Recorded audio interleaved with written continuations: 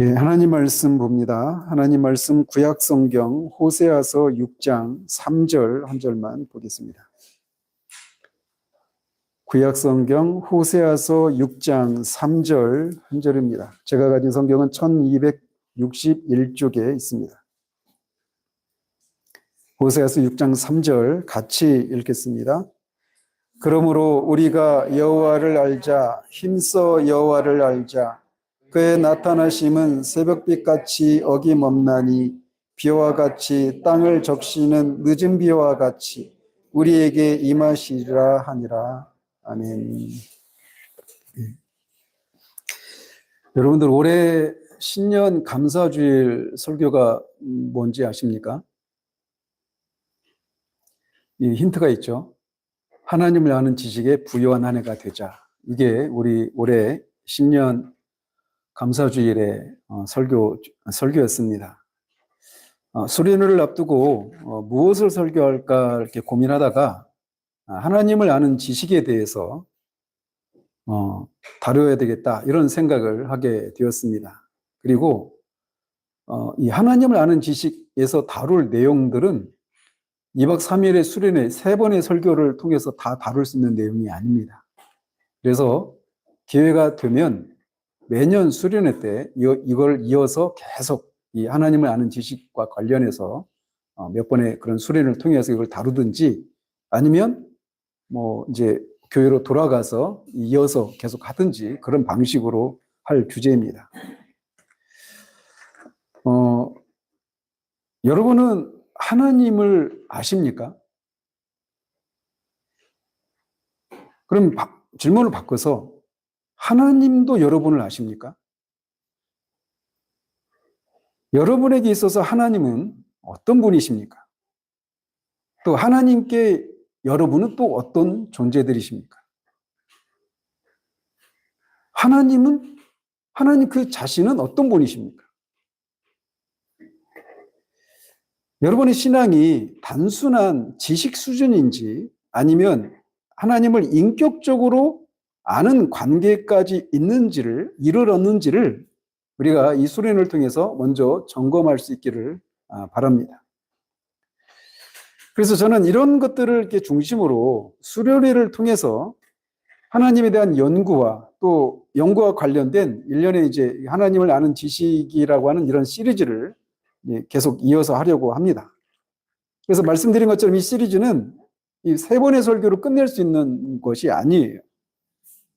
다만 제가 이번 수련회를 통해서 가지고 있는 한 가지 목표가 있다라면 여러분의 심령에 하나님을 향한 목마름과 갈증이 생겨나거나 또는 회복되는 것, 이것이 이번 수련회 때 제가 가지고 있는 수련을 향해서 가지고 있는 목표라고 할 수가 있습니다. 지금으로부터 140년 전이겠네요. 1885년 1월 첫째 주에 영국의 서더크주에 있는 뉴파크 스트리트 교회에서 한 목사가 그날 주일에 이런 설교를 했다고 합니다. 누군가 인류가 연구해야 할 합당한 주제는 인간이다라고 말한 적이 있습니다. 저는 그러한 생각에 반대하지 않습니다. 하지만 하나님의 택함을 받은 자들이 연구해야 할 합당한 주제는 하나님이라는 것도 마찬가지로 사실이라고 생각합니다. 그리스도인이 연구해야 할 합당한 주제는 하나님의 본성입니다. 하나님의 자녀의 주의를 끌 수 있는 최고의 학문, 가장 고상한 사색, 가장 강력한 철학은 그가 아버지라 부르는 그 위대하신 하나님의 이름과 본성과 인격과 그분이 하신 일과 행사와 존재입니다. 라고 그렇게 설교를 하기 시작을 합니다. 신성을 계속해서 이어가기를 신성을 묵상하는 일에는 우리의 지성을 엄청나게 향상시켜주는 무엇이 있습니다. 왜냐하면 그 주제는 너무나 광대해서 우리의 모든 사고는 그 광대함 속에서 길을 잃고 맙니다. 그리고 그 주제는 너무나 심오해서 우리의 교만 그 무한한 속에서 삼켜버리고 맙니다. 우리는 다른 주제들은 이해하고 파악할 수 있습니다. 우리는 그 안에서 일종의 자기 만족을 느끼고 보라, 나는 지혜롭다고 생각하면서 자기 갈 길을 갑니다. 하지만 이 최고의 학문에 이르면, 즉 신성을 묵상하는 이 일, 신학을 하는 이 일, 하나님의 속성을, 하나님의 본성을, 그분의 인격과 그분이 하신 일을 연구하는 이 학문에 이르게 되면 우리의 다림줄로 그 깊이를 잴 수 없으며 우리의 눈으로 그 높이를 볼 수 없다는 사실을 깨닫게 됩니다. 스스로 우쭐대며 지혜로워지려고 했지만 실상은 마치 야생 당나귀 새끼같이 풋내기일 뿐이라고 생각하면서 또한 나는 어제의 나일 뿐이며 아무것도 모른다고 엄숙하게 외치면서 돌아서게 됩니다. 하나님에 대한 생각들보다 더 마음을 겸손하게 해주는 묵상 주제는 없을 것입니다. 라고 설교를 계속 이어갑니다. 그래서 이 하나님을 아는 지식을 연구하는 이것이 가져다주는 유익이 무엇인가를 두 가지를 얘기합니다. 이 주제는 마음을 겸손하게 해주는 한편 또한 마음을 넓혀줍니다. 라고 말을 합니다. 하나님에 대해서 자주 생각하는 사람은 좁은 지상의 일만을 갖고 씨름하는 사람보다 더 넓은 마음을 가지게 될 것입니다. 온통 이 세상에서 뭘 먹고 뭘 위해서 살지, 온통 이 땅의 것들의 마음을 빼앗기고 그런 것들에서 어떻게 성공할 수 있을지, 어떻게 안락한 삶을 살 수 있을지 이렇게 살아가는 사람보다 하나님에 대한 지식, 신성을 연구하는 이 일을 하는 사람들은 마음이 넓은 마음을 가지게 될 것이라고 말을 합니다. 영혼을 넓혀주는 가장 뛰어난 연구는 그리스도에 대한, 십자가에 달리신 그분에 대한 학문이며 영광스러운 삼위일체에 나타난 신성에 대한 지식입니다. 라고 말을 합니다. 우리의 지성을 확대시키는 데는 신성이라는 위대한 주제를 열렬하고 진지한 태도로 지속적으로 연구하고 조사하는 것보다 더 나은 것이 없습니다. 그 무엇도 인간의 영혼 전체를 그처럼 확대시키지 못할 것입니다. 라고 말합니다. 그래서 신성에 대한 연구, 하나님을 아는 지식에 대한 연구, 이것은 우리의 지성을, 우리의 마음을 그 무엇보다도 확대시켜주는 그런 유익이 있다라고 말을 하고 있어요. 또 이 주제는 우리의 마음을 겸손하게 하고 확장시키는 한편 크나큰 위안을 주기도 합니다라고 말합니다. 그러면서 그리스도를 묵상하면 모든 상처를 치유하는 치유제를 얻을 수 있습니다. 하나님 아버지에 대한 묵상은 모든 슬픔을 근절시켜 줍니다. 성령님의 감화력 안에는 모든 아픈 곳을 잊게 해주는 진통제가 있습니다. 여러분의 슬픔을 잊고자 하십니까? 여러분의 염려를 잊고 싶으십니까? 그렇다면 신성의 깊고 깊은 바다에 잠겨 보십시오. 하나님의 광대함에 몰두해 보십시오. 그러면 여러분은 안식처에서 나오는 것처럼 기운을 차리고 생기가 돌 것입니다. 저는 신성이라는 주제에 대해 열심히 묵상하는 일보다 더 영혼에 위로를 주는 것을 알지 못합니다. 슬픔과 비탄에 굽이치는 파도를 그처럼 진정시키며 시련의 바람을 평온하게 해주는 것을 알지 못합니다. 오늘 아침 여러분을 바로 이 주제로 초대하고자 합니다. 라고 그 1885년 1월 7일 신년 첫 주일 예배를 이런 설교를 전했습니다. 이런 설교를 한 사람이 누구일까요? 그리고 이런 정도의 설교를 한 사람의 나이는 어느 정도 됐을까요? 참 어려운 질문이죠. 먼저 두 번째 질문에 대해서 답을 해주자면 이런 설교를 한 사람이 그 당시 목사님의 나이가 20세였습니다. 그리고 이 20세 때 이런 설교를 했던 분이 누구냐면 찰스 스펄전입니다.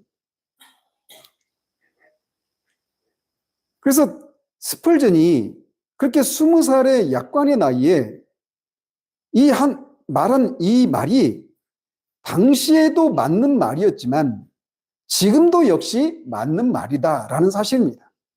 왜? 하나님의 본성도 변함이 없고 인간의 본성도 변함이 없고 세상의 본질도 변함이 없기 때문에 그렇습니다. 그리스도는 어제나 오늘이나 동일하신 분이셔요. 그래서 세상도 인간도 하나님도 동일하신 분이시기 때문에 100여 년 전에 그렇게 신성을 연구하는 것, 하나님을 아는 지식을 연구하는 것이 인생에 우리의 마음을 겸손하게 하고 우리의 마음을 막 무한대로 확장시켜주고 또 우리에게 말할 수 없는 그 모든 슬픔에 대한 위로를, 치유제를 제공해주는 그런 학문이 그때도 맞았던 것처럼 지금도 맞다라는 거예요. 그래서 우리는 이거를 하려고 하는 겁니다. 하나님의 본성과 성품에 대한 이 시리즈를 이제 이 수련을 통해서 시작을 하는데 한번 여러분이 오늘 토요일이지만 이 한 주간 한번 돌아보십시오. 여러분의 삶이 어땠는지. 오늘날 우리는 뭐 스마트폰이 공급이 되면서 하루에도 수도 없이 많은 우리가 굳이 알지 않아도 될 그 수많은 뉴스들 속에 우리는 완전히 정보의 홍수 속에 우리가 살아갑니다. 그래서 온통 하루에 세상 뉴스와 뭐 자기 개발 프로그램, 직장에서 스트레스를 받는 이런 것으로 머리가 복잡한 하루하루를 살고 오늘 여기 오게 되셨단 말이죠. 그렇지만 그런 속에서 하루의 짧은 시간만이라도 신성의 깊이에 잠길 때 스퍼진이 말했던 것처럼 우리의 삶의 시야가 넓어지고 마음이 겸손해지고 삶의 의미가 새롭게 되고 살아갈 활력을 얻게 해주는 것이 하나님을 아는 지식에 대해서 우리가 깊이 침잠해서 잠시만이라도 그렇게 그 세계, 그것에 우리가 묵상하고 잠길 때 그런 일들이 일어난다라는 것입니다. 자, 그렇다면 이렇게 하나님을 연구하는 것, 이게 뭐라고 말을 합니까? 하나님에 대한 학문, 이걸 줄여서 뭐라고 해요? 신학이라고 하죠. 신학. 테올로기라고 말하는데 하나님과 로고스라고 하는 단어가 합쳐진 단어가 신학이에요. 자, 그렇다면 이 신학은 누구에게 필요한 것일까요? 많은 사람들은, 여러분들은 우리 교회에서는 우리 교회에 최소한 몇 년 동안 출석하신 분들은 뭐 신학은 우리 모든 성도들이 필요한 것이 이렇게 바로 정답을 제시하실 수 있어요. 그런데 우리가 살고 있는 이 일반적인 이 시대의 이 교회의 상황들을 놓고 볼 때 이런 신학은 누구에게 필요한가라고 말할 때 많은 사람들은 저 같은 목사나 뭐 신학 교수나 이런 사람들이 소위 말하는 어떤 풀타임 사역자들에게나 필요한 것이지라고 하는 이런 생각을 서슴없이 얘기를 합니다. 그러면서 이렇게 하나님을 아는 지식, 이런 일련의 이런 연구들을 하는 것이 정말 필요합니까? 평신도로서 뭐 스펄전 시대의 사람들은 신학을 뭐 흥미로운 것으로 생각했을지 모르겠지만 우리 시대의 이 평신도로서 나는 이 신학이라고 하는 것이 따분한 것이라고 생각이 되어집니다. 라고 하는 것을 이런 생각을 가지고 있어요.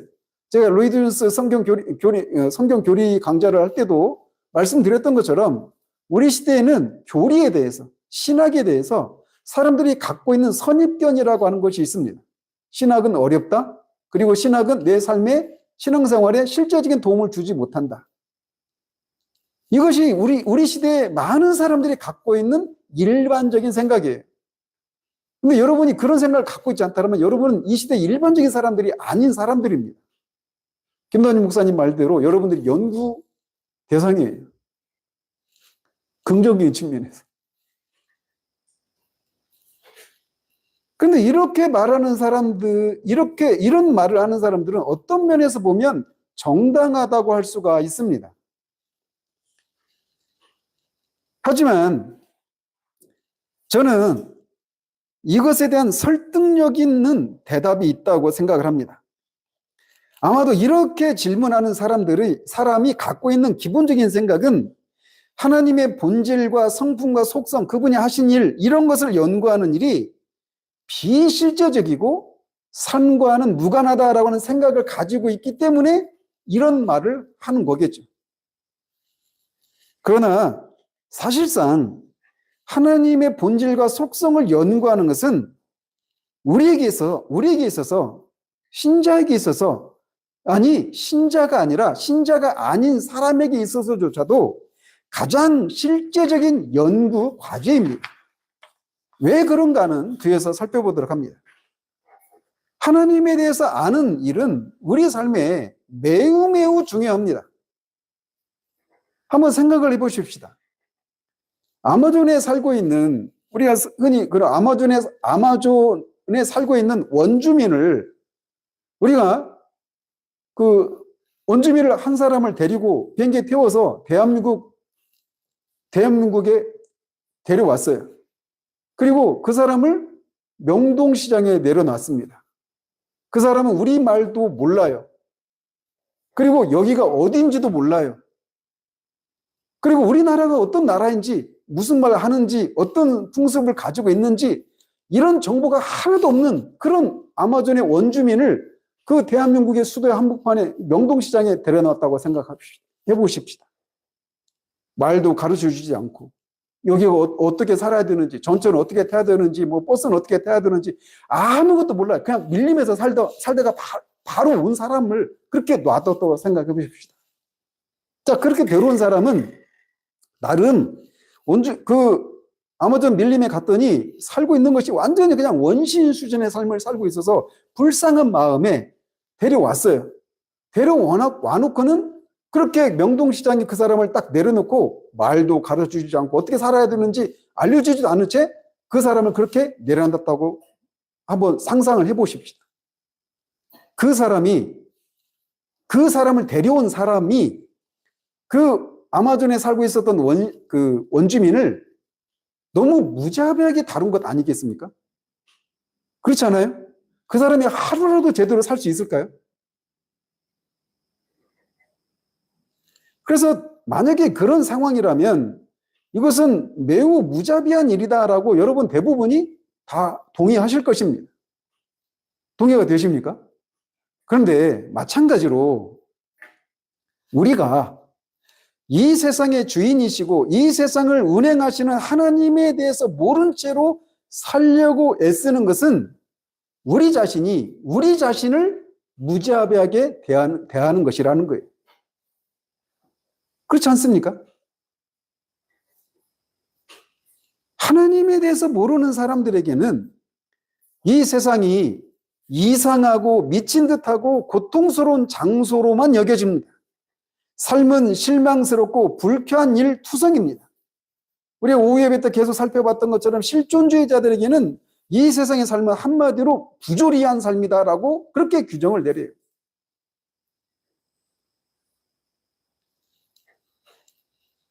그런데 우리가 세상이 그런 곳인데 그 세상을 창조하시고 그 세상을 통치하시는 하나님에 대한 정보가 하나도 없이 그 아마존의 원주민이 명동시장에 한 말도 할 줄 모르는 사람이 그냥 거기서 딱 던져 놓은 것처럼 우리도 이 세상에 우리 스스로 그렇게 던져 놓는 그런 것은 우리 자신에 대해서 우리가 스스로 무자비한 일을 하고 있는 거란 말이에요. 왜 세상이 이런 모양인지, 인간은 어떤 존재인지, 나는 어떻게 살아야 되는지, 무엇을 해서 살아야 되는지, 이런 것들에 대한 정보가 없이 그걸 알려면 하나님을 알아야 되거든요. 그 세상을 창조하신 하나님, 왜 인간이 이 모양이 됐는지, 세상은 왜 이 모양인지, 사람은 왜 태어났는지, 왜 죽게 되는지, 죽은 다음에는 어떻게 되는지, 이런 정보가 하나도 없이 그냥 명동시장으로 비유되는 세상에 우리가 던져져 버린 겁니다. 우리 스스로를.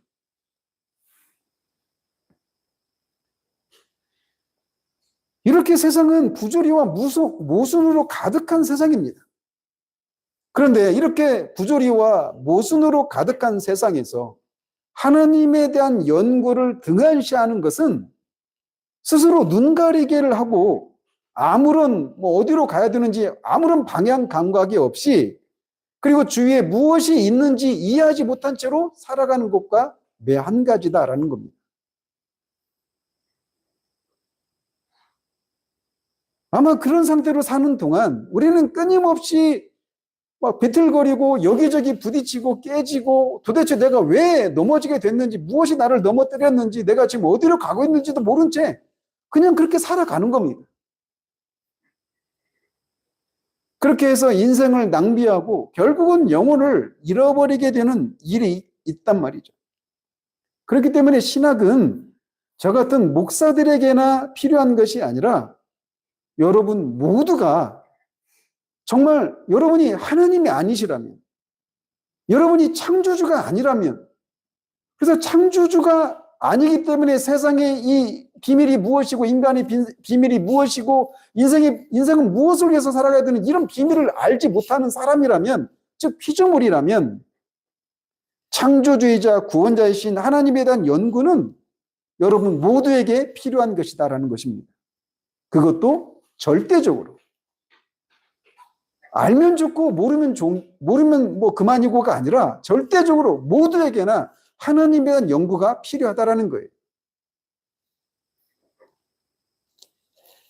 여러분은 이런 면에서 하나님에 대한 연구가 정말 필요하구나, 가치가 있는 일이구나 라고 하는 이런 동의가 되십니까? 만약에 이게 가치가 있는 일이라고 여러분이 인식했다면, 이제 우리는 하나님을 아는 지식, 이 일을 위한 출발할 그런 준비가 되어 있다라고 할 수가 있습니다. 자, 그렇다면 이 하나님을 아는 이 여정을 출발할 준비가 되었는데, 하나님을 아는 이 여정을 어디서부터 출발을 해야 될까요? 하나님을 알기 위해서 우리가 어디서부터 출발을 해야 하나님을 아는 지식이라고 하는 이 여정을 바르게 끝낼 수 있을까요? 먼저 우리가 그 출발 지점이 어딘가를 찾기 위해서 어디로 가야 되느냐라고 할 때 우리는 어디로 갈 필요가 없습니다. 무슨 말이냐? 어디서부터 우리가 출발을 해야 되냐면 현재 우리가 처해 있는 곳에서부터 출발을 해야 된다라는 겁니다. 그러나 우리가 현재 처해 있는 곳, 여기는 폭풍 속에 있는 출발 지점이라고 할 수가 있어요. 무슨 말씀이냐면 오늘날 하나님에 대한 교리는 폭풍의 중심부이기 때문에 그렇습니다. 오후 예배 때 여러분이 들으셨다면 우리 시대는 이미 실존주의를 거쳐가고 칸트, 헤겔, 실존주의를 거쳐가면서 세상은, 우리가 살고 있는 이 세상의 이 전체적인 이 하나님에 대한 교리, 이것은 완전히 폭풍의 한 중심부에 서 있는 시대라고 할 수가 있단 말이에요. 즉 하나님에 대해서 우리가 지금까지 가져왔었던 어떤 이미지는 사라져야 된다. 하나님은 죽었다. 우리가 사도신경을 노래할 수는 있지만 사도신경을 고백할 수는 없다. 절대적인 진리라고 하는 건 없는 상대주의가 지배하는 그런 시대를 우리가 살고 있단 말이에요. 그래서 우리가 하나님을 아는 그 지식이라고 하는 여행을 출발 그 지점이 이런 의미에서 폭풍의 중심부에 서 있다라고 말씀을 드리는 겁니다.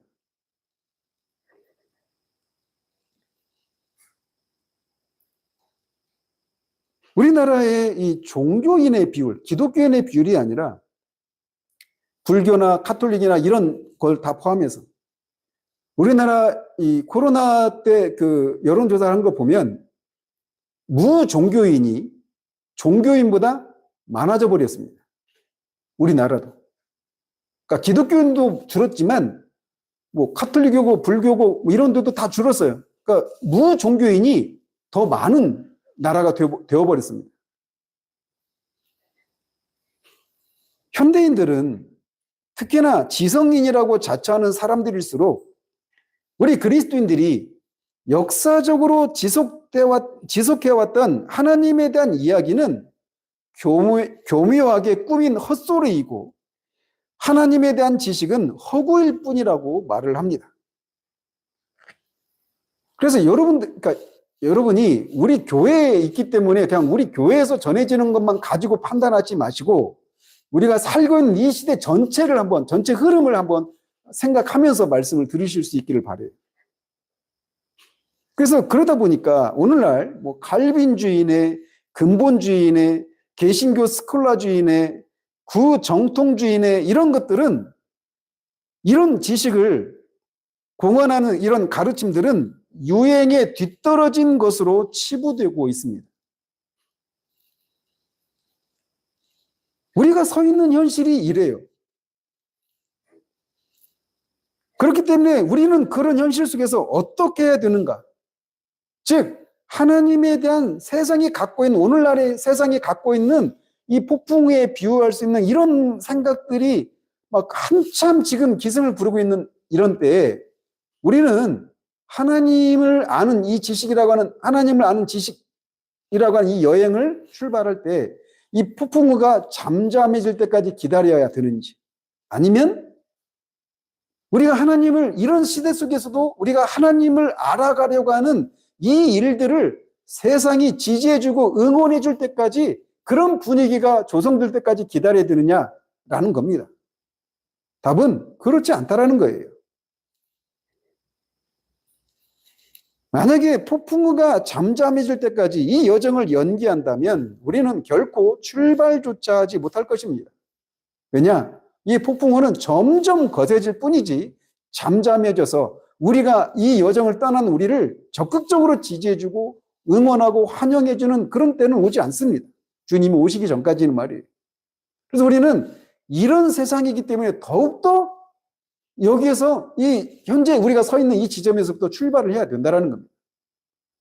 여러분 존 버년의 천로역정 읽어보셨죠?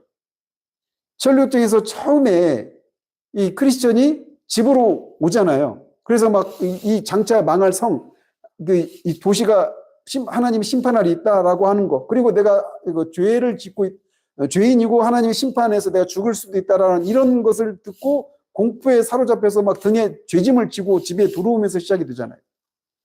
그래서 자기가 이제 이 천성을 향해서 가야 된다라고 하면서 막 가려고 할 때 어떻게 됩니까?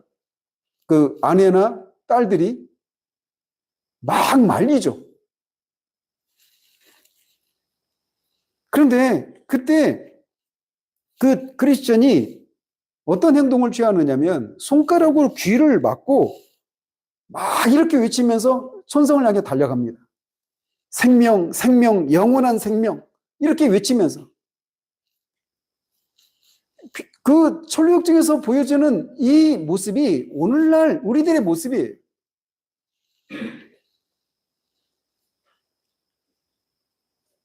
그래서 저는 여러분들에게 하나님에 대한 지식으로 이르는 길은 없다고 하는 사람들의 말에 대해서는 크리스천처럼 귀를 막고 이제 함께 그 길을 나서보자고 요청하고 있는 겁니다.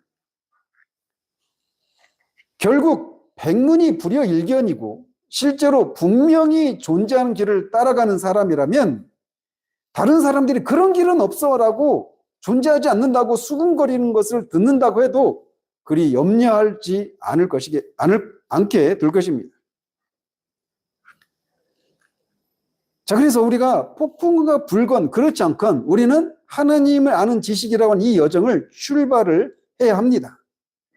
자, 그렇다면 어떻게 우리는 이 여정의 항로를 정해야 되느냐?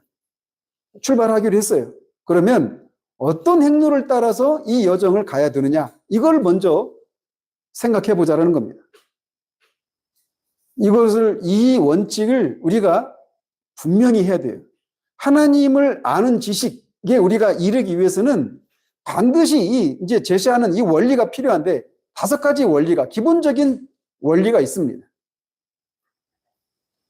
즉, 그리스도인들이 갖고 있는 하나님에 대한 지식의 5가지 근본 원리가 우리의 행로를, 하나님을 아는 지식이라고 하는 이 여행의 행로를 처음부터 끝까지 결정할 것입니다. 그 원리는 5가지인데 첫 번째는 이렇습니다. 하나님은 인간에게 말씀하셨고 성경은 구원에 이르는 지혜를 갖도록 하기 위해 우리에게 주어진 하나님의 말씀이다라고 하는 이 원칙을 먼저 우리가 붙들어야 합니다. 하나님은 인간에게 구원에 이르는 지혜를 얻도록 하기 위해서 성경을 우리에게 주셨습니다. 성경은 하나님의 말씀입니다. 하나님은 자연 만물을 통해서도 하나님이 계시고 하나님이 어떤 분이신가를 알려주셨습니다. 그래서 로마서 1장 강의하면서도 우리가 살펴봤던 것처럼 핑계하지 못할 정도로 하나님의 이 신성과 본성, 그 영광이 만물 속에 나타나고 있다라고 말하고 있단 말이에요. 그러나 그런 자연 만물을 통해서 계시된 하나님에 대한 지식은 우리로 하여금 구원에 이르도록 하기에는 충분하지가 않습니다. 즉 이거를 일반 계시라고 말을 하죠. 모든 사람에게 열려있는 계시예요. 근데 이것을 통해서는 우리가 구원에 이를 수가 없어요. 그렇기 때문에 하나님이 특별한 방식의 계시를 해주셨습니다. 하나님이 어떤 분이신가를 우리에게 알려주셨는데 그거를 특별 계시라고 하는 거예요.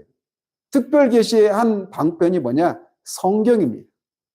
그래서 우리는 하나님이 성경을 통해서 인간에게 어떻게 하면 구원에 이를 수 있는지를 우리에게 말씀해 주셨어요. 그렇기 때문에 우리는 하나님을 알 수 있습니까? 없습니까? 하나님을 알 수 있습니다. 칸트는 하나님이 계시지만 우리는 알 수 없다. 이게 칸트가 갖고 있는 신인식이었어요. 데카르트는 인간의 이 이성으로 하나님을 알 수 있다. 이렇게 설명을 했습니다. 나는 생각한다, 고로 존재한다. 근데 나는 인간인데, 인간인 내가 내 안에 영원, 무한 이런 개념들을 갖고 있는 거 보면 무한하시고 영원한 존재가 분명히 계신다. 그분이 하나님이다. 즉 데카르트는 인간의 이성을 통해서 하나님을 알 수 있다고 얘기를 했어요. 그러나 성경은 말합니다. 근데 칸트는 인간의 이성으로는 하나님을 알 수 없다. 이렇게 얘기를 했단 말이에요. 그런데 성경은 우리에게 말해주기를 인간이 하나님을 인간의 이성으로는 알 수 없다라고 말합니다. 그러나 칸트처럼 하나님을 알 수 없다라고 알 수 없다라고도 말하지 않아요. 계시를 통해서 우리는 하나님을 알 수 있습니다. 쉽게 말씀드려서 알려주시는 것만큼 하나님을 알 수 있는 겁니다. 이게 우리 기독교인의 신인식론이에요. 그래서 첫 번째, 그 하나님을 어떻게 알 수 있느냐? 무엇을 통해 알 수 있느냐? 성경을 통해서. 하나님이 성경을 통해서 하나님이 어떤 분이신가를 인간에게 말씀해 주시기 때문에 우리는 성경을 통해서 하나님을 아는 지식을 얻을 수 있다. 이게 첫 번째 원리입니다. 이거를 먼저 기억하셔야 돼요. 또 하나는 뭐냐? 두 번째 원리는 하나님은 그분이 지으신 세상의 주님이시고 왕이시다는 사실입니다. 즉 다른 말로 말하면 하나님이 모든 만물을 창조하신 창조주시다라고 하는 것을 창조주시다라고 하는 것이 두 번째 원리예요.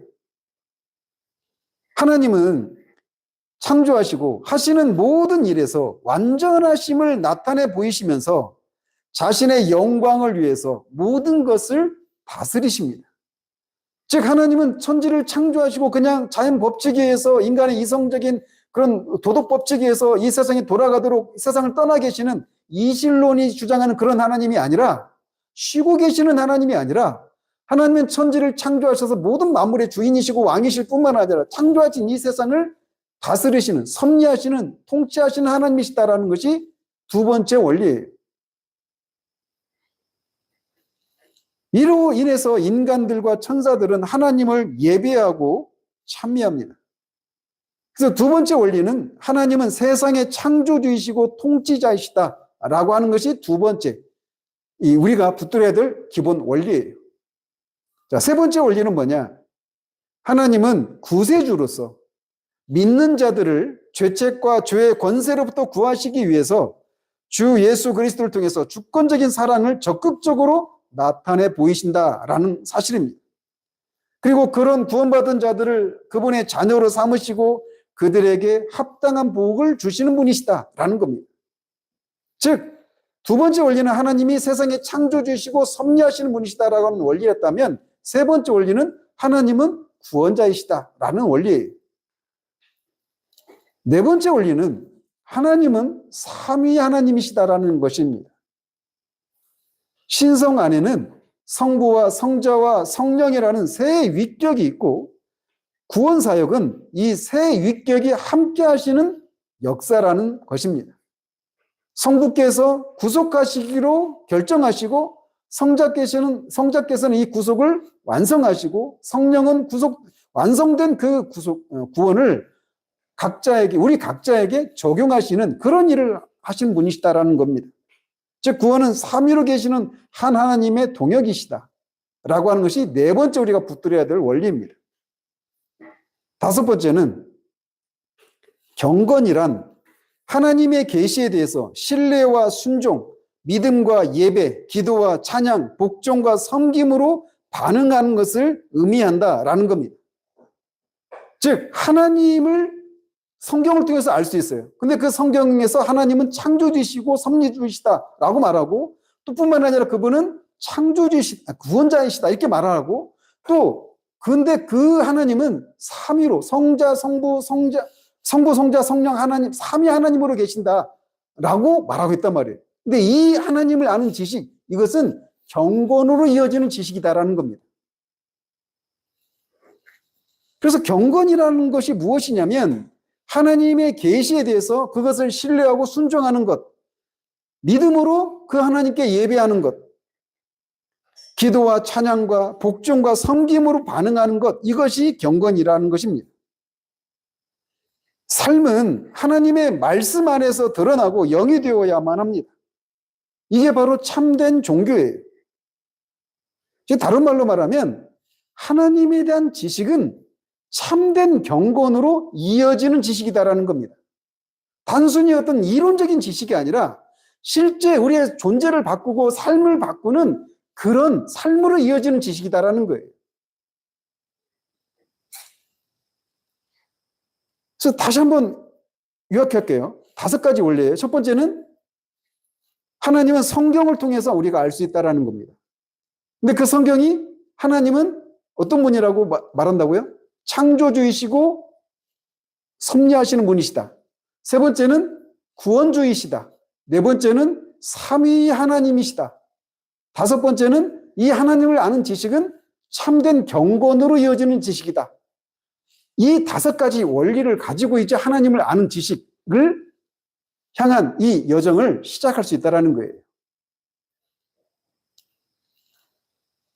그래서 우리는 이제 이런 일반적이고 기본적인 5가지 진리 내지는 원리들을 토대로 이제 지금까지 말해온 하나님의 본질과 성품에 대해서 성경이 무엇을 보여주는가를 상세히 검토하게 됩니다. 그래서 마치 이것은 우리가 막 어떤 산을 오를 때 그냥 무턱대고 산 오른 게 아니잖아요. 그죠? 큰 산일수록 더 그렇죠. 큰 산일수록 그 산의 기후며 그 주변 풍경이며 산의 높이며 막 그런 모든 것들을 다 정보를 먼저 멀리 떨어져서 조망한 다음에 연구한 다음에 이제 구체적으로 그 산을 올라가는 것 아니겠습니까? 그래서 이 5가지 원리는 먼저 하나님을 아는 지식이라고 하는 이 여정을 출발하기 위해서 산을 올라가는 여행자가 멀리 떠서 이렇게 산을 조망하는 이런 것과 같은 역할을 하는 것이에요. 자, 그래서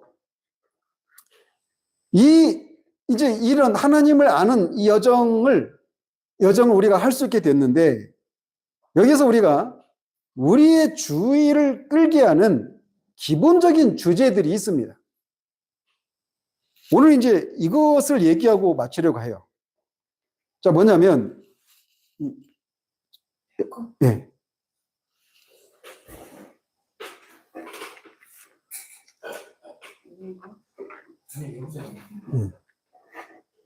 자, 우리는 먼저 첫 번째 주제입니다. 우리는 하나님의 신성, 즉, 그러니까 우리가 하나님을 아는 지식이라고 할 때, 우리가 하나님을 아는 지식이라고 할 때 그게 어떤 것들인가를 지금 말씀드리려고 하는 거예요. 먼저 우리는 뭘 살필 거냐면, 하나님의 신성을 살필 겁니다.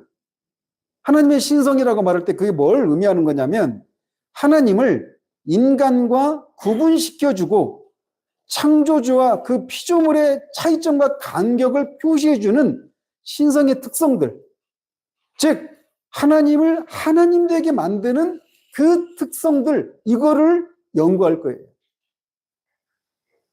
이런 속성을 뭐라고 말을 하냐면 비공유적 속성, 이렇게 말을 합니다.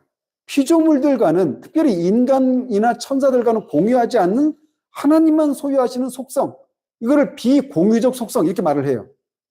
그래서 먼저는 하나님과 인간을, 천사는 논외로 치고 하나님과 인간을 구분시켜주는 하나님께만 속한 속성이 뭐냐? 첫 번째는 그분의 자존하심입니다. 인간은 자존하는 존재가 아니죠. 인간은 철저히 의존자입니다. 하나님만 자존하신 분이셔요. 하나님의 자존하심, 또 무한하심. 인간은 유한하죠. 하나님께만 속해 있어요. 무한하심이, 영원하심, 불변하심, 이런 것들이 오직 하나님께만 속한 속성들입니다. 우리 이런 것들을 배우게 될 겁니다. 또 우리는 하나님의 능력에 있어서도 하나님의 전능하심, 전지하심, 편지하심 등을 다루게 될 것입니다. 이건 역시 하나님과 인간을 구분시켜주는 하나님께만 속한 속성들이에요. 이건 역시 비공유적 속성이라고 말할 수 있죠. 그래서 또 하나님의 완전하심, 말씀과 행동에 나타나는 하나님의 도덕적 성품의 여러 가지 성품들을 우리가 배우게 될 것입니다. 여기에는 거룩하심, 사랑과 자비, 진실하심, 신실하심, 선하심, 오래 참으심, 공의, 이런 것들이 여기에 해당되는 겁니다. 이런 것들은 우리 인간에게도 어느 정도 나타나는 그런 성품들이죠. 그래서 이런 것들은 공유적 속성, 이렇게 말을 합니다. 그리고 이런 지식의 근거에서 우리는 하나님이 이런 분이시구나 라고 하는 걸 알게 되면, 이런 지식의 근거에서 우리는 무엇이 하나님을 기쁘시게 하는지, 무엇이 하나님의 기분을 상하게 하는지, 무엇이 하나님의 진노를 불러일으키는지, 무엇이 하나님께 만족과 기쁨을 드리는가에 대해서 우리가 주목해야 할 것입니다. 그 하나님을, 구원받은 사람도 마찬가지예요. 구원받으면 누가 가르쳐 주지 않아도 하나님을 위해서, 하나님을 기쁘시게 드리는 삶을 살고 싶어하는 마음이 자연스럽게 일어납니다. 이 거듭난 사람의 증거예요. 첫 번째 증거입니다. 근데 이게 일어나는데 우리가 알게 되는 사실은 내가 하나님을 너무나 모른다는 사실이에요. 하나님을 알아야 그분이 무엇을 기뻐하시고 무엇을 슬퍼하시고 무엇이 그분의 진노를 불러일으키는지를 알 수 있단 말이에요. 그래서 우리가 하나님을 위해서 무엇인가를 하기 전에 하나님이 어떤 분이신가를 우리가 먼저 알아야 한단 말이에요. 그런 작업이 반드시 필요하다는 겁니다. 그런데 이렇게 하나님을 하나님 되게 하시는 성품, 또 하나님과 우리 인간들 사이에 어느 정도 공유되는 이런 성품, 이런 주제들을 다루는 것이 오늘날의 교회 속에서 친숙한 주제가 아니라는 것이 우리들의 안타까운 현실이에요. 그런데 이런 주제들이 모든 시대의 교회에서 항상 그랬던 건 아닙니다. 교회 시대 가운데서 어느 시대에는 이런 주제들이 하나님의 백성들에게는 말할 수 없이 기쁜 어떤 주제가 되었던 때도 있었어요. 소위 우리가 말하는 영적인 부흥의 시대라고 말하는 그런 시대들이죠. 초대교회, 사도시대 때, 종교개혁 시대 때, 또는 어떤 부흥의 시기에, 이런 때 이런 것들이 큰 주제로 다가옵니다. 하나님의 속성이라는 주제가 교회에서 모든 아이가 배우고 모든 어른이 당연히 알아야 하는 이 교리 문답서에 포함될 만큼 중요하게 생각되었던 때도 있어요. 그래서 웨스트민스터 소요리 문답, 우리 교회에서도 했죠. 그 소요리 문답 네 번째 문답이 이렇습니다. 하나님은 어떤 분이신가? 이렇게 묻고 답하기를, 하나님은 영이시며 무한하시고 영원하시며 지혜와 능력과 거룩함과 정의와 선하심과 진리가 변치 않으시는 존재다. 이렇게 답을 합니다. 한번 따라해 보십시오. 하나님은 어떤 분이신가? 아니, 하나님은 어떤 분이신가? 네, 자, 맞춰서. 그다음에 하나님은 영이시며 무한하시고 영원하시며 지혜와 능력과 거룩함과 정의와 선하심과 진리가 변치 않으시는 존재다. 하나님을 이렇게 정의를 하고 있습니다. 찰스 하치라고 하는 이 조직신학자가 있었는데 이 진술을 웨스트민스터 소위리 문답 네 번째 이 문답을 아마도 일찍이 인간이 쓴 바 하나님에 대한 최고의 정의라고 말을 했어요. 우리가 하나님이 어떤 분이시냐 이렇게 물으면 우리는 이렇게 답할 수 있게 준비되어야 합니다. 하나님은 영이시고 무한하시고 영원하시며 지혜와 능력과 거룩함과 정의와 신실하심과 진리, 선하심과 진리가 변치 않으시는 분이시다. 이게 하나님에 대한 정의예요. 그렇지만 오늘날 웨스트민스터 소유리 문답을 배우면서 자라는 아이는 거의 없습니다. 우리 교회에서는 했어요. 그러나 저 역시도 신대원에 가서도 이걸 배운 적이 없습니다. 그러니까 말 다 했죠. 개혁주의적이고 청교도적인 목회자를 기르는 신학교 안에서조차도 소유리 문답이나 웨스트민스터 신앙 고백서나 이런 것이 필수 과목이 아니에요.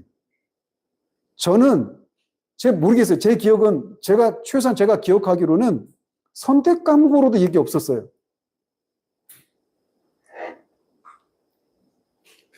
물론 우리 교회에서는 아이들이 소유리 문답을 배웠죠. 시온이가 정말 아주 소수점 0점 몇몇 프로에 해당되는 그런 상황 가운데 있는 거예요. 오늘날의 예배자들 가운데 저 같은 목사를 포함해서 스티븐 찬욱이라고 하는 목사님 혹시 이름 들어보셨나요? 스티븐 찬욱이라는 목사님이 있는데 하나님의 존재와 속성에 관한 설교로 유명한 분입니다. 저는 이분을 2006년에 이제 처음으로 접했어요. 근데 그분의 책이 우리나라에 처음으로 소개된 게 2000년대 초반인데 지평선에서인가?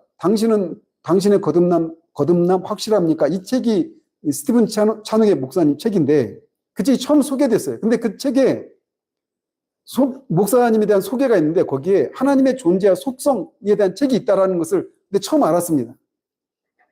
제 마음에 막 불이 붙는 거예요.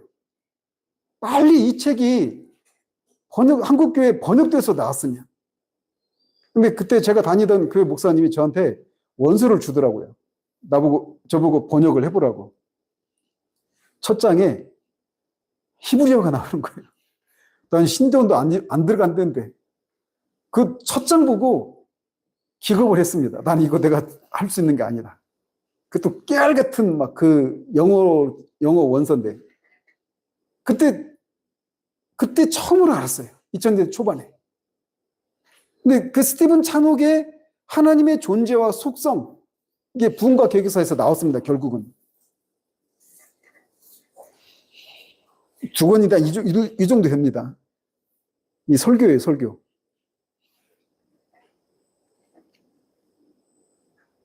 여러분이 신앙생활을 해오면서 우리 교회를 다니신 분들은 그래도 우리 교회에서 제가 소유리 문답 할 때 그리고 웨스트민스터 신앙 고백서 할 때도 하나님의 속성 하나하나를 그래도 한 주에 한 번씩 이렇게 살폈잖아요. 한 주에 한 번씩 그 스티븐 찬욱의 그 하나님의 존재와 속성 이거는 한 주에 한 번씩 할 수 있는 그 주제가 아니에요. 한 속성만 가지고도 몇 주씩 해야 될 정도의 분량을 했어요. 근데 나중에 살피겠지만 무한하신 하나님을 인간의 유한한 언어로 어떻게 그게 한 주, 한 달, 이게 설명이 되겠습니까? 유한은 무한을 담을 수가 없거든요. 근데 어쨌든 우리나라에서는 하나님의 속성 하나하나를 가지고 그렇게 1년에 설교를 거의 모든 교회에서 들어보기가 쉽지 않습니다. 어떤 설교 속에서 하나님의 속성을 언급하기는 합니다. 하나님은 신실하십니다. 하나님은 거룩하십니다. 자존하십니다. 이런 얘기를 하고 넘어가지만 속성 하나하나를 가지고 한 주 내지는 두 주, 세 주씩 막 그 속성 하나하나를 1년에 그런 연속 설교를 하는 교회를 찾아보기가 쉽지 않아요. 저는 신대원 들어가기 전에도 어쨌든 저는 막 이렇게 막 거듭나고 나선 하나님을 너무나 알고 싶은 겁니다. 너무나 알고 싶은 거예요. 그래서 겁도 없이 처음으로 집어들었던 책이 헤르만 바빙크의 하나님의 큰일이라는 책이에요. 박교주 집사님도 계시지만 제가 그 책을 누구 도움 받은 것도 아니고 막 책을 이렇게 막 혼자 막 읽는데 너무너무 좋은 겁니다. 이 시원함이 있으면서 또 동시에 막 또 다른 갈증이 막 불러일으키는 겁니다. 하나님을 더 알고 싶으니까. 우리 시대는 하나님의 성품, 하나님의 속성 하나하나를 가지고 그렇게 연속 설교를 하는 것을 듣기가 쉽지 않은 시대입니다. 하나님을 모르는데 하나님을 어떻게 잘 섬길까가 이게 논리적으로 맞습니까?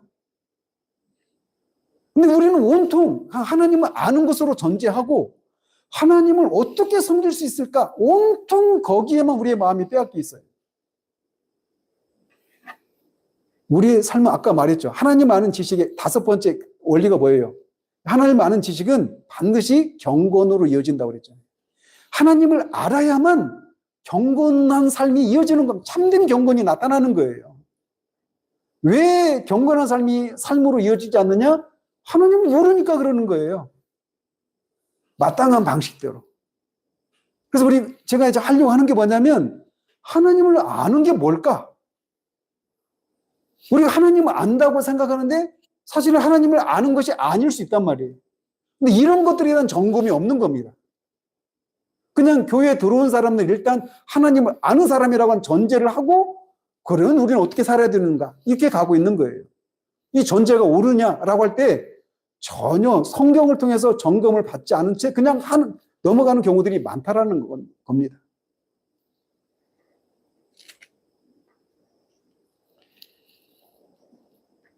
이런 설교를 듣지 못할 뿐만 아니라 즉 하나님의 성품과 속성을 하나하나 연속 강의 설교 형식으로 그런 설교를 듣지 못할 뿐만 아니라 그런 책도 읽기가 쉽지 않아요. 왜 그럴까요? 없어서 그래요.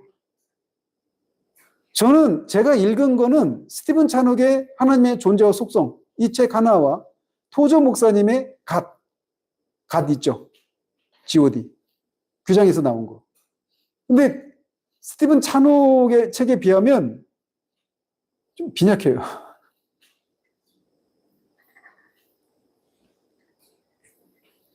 그런 글들이 거의 존재하지 않습니다.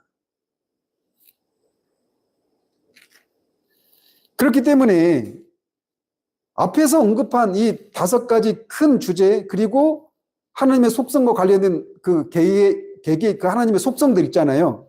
이것을 연구하는 탐구하는 일은 우리에게 새롭게 생각해 볼 내용과 곰곰이 생각하고 음미해 볼 그런 신선한 개념들을 많이 던져주리라고 예상할 수가 있습니다. 그래서 바로 이런 이유 때문에 우리는 산에 오르기 전에 먼저 멈춰서서 아주 근본적인 질문 한 가지를 우리 스스로에게 던져볼 필요가 있어요. 여러분은 하나님을 아는 지식을 얻고 싶습니까? 자, 그렇다면 우리가 이 지점에서 우리에게 질문을 스스로에게 던져볼 필요가 있어요. 나는 과연 어떤 동기로 어떤 목적으로 하나님을 아는 지식을 얻기를 원하는지, 내가 이런 것들에 몰두하는 궁극적인 목표와 목적은 무엇인가? 나는 이런 하나님에 대한 지식을 갖게 되면 그 지식을 가지고 무엇을 하려고 하는가? 우리 스스로에게 질문을 해볼 필요가 있습니다.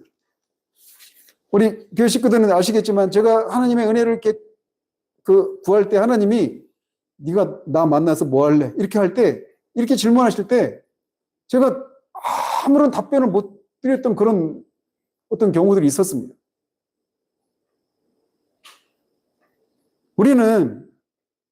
우리가 이 신학적인 지식 자체를 위해서 신학 지식을 추구하게 되면 그것은 반드시 나쁘게 작용하게 됩니다.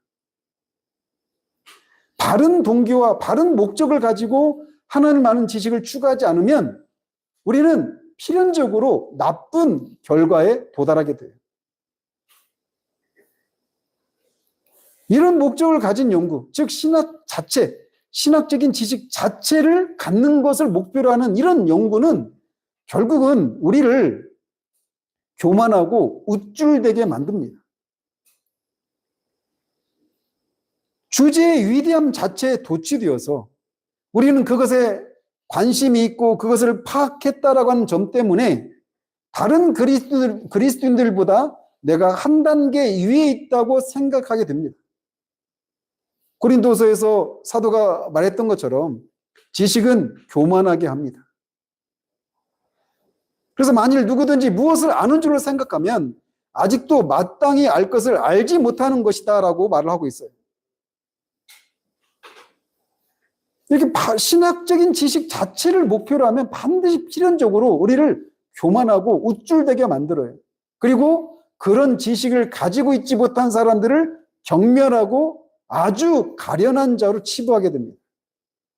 토저는 뭐라고 말을 했냐면 이런 거를 종교적인 직업병이라고 불렀어요. 그 종교적인 직업병인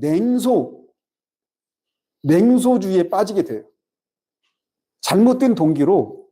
그래서 하나님을 알려고 성경도 연구하고 뭐 신학 서적도 읽고 그런 설교도 듣고 열심히 내는 거 좋아요. 그런데 잘못된 동기로 그런 것들을 하게 되면 우리가 결국은 교만함에 빠져요.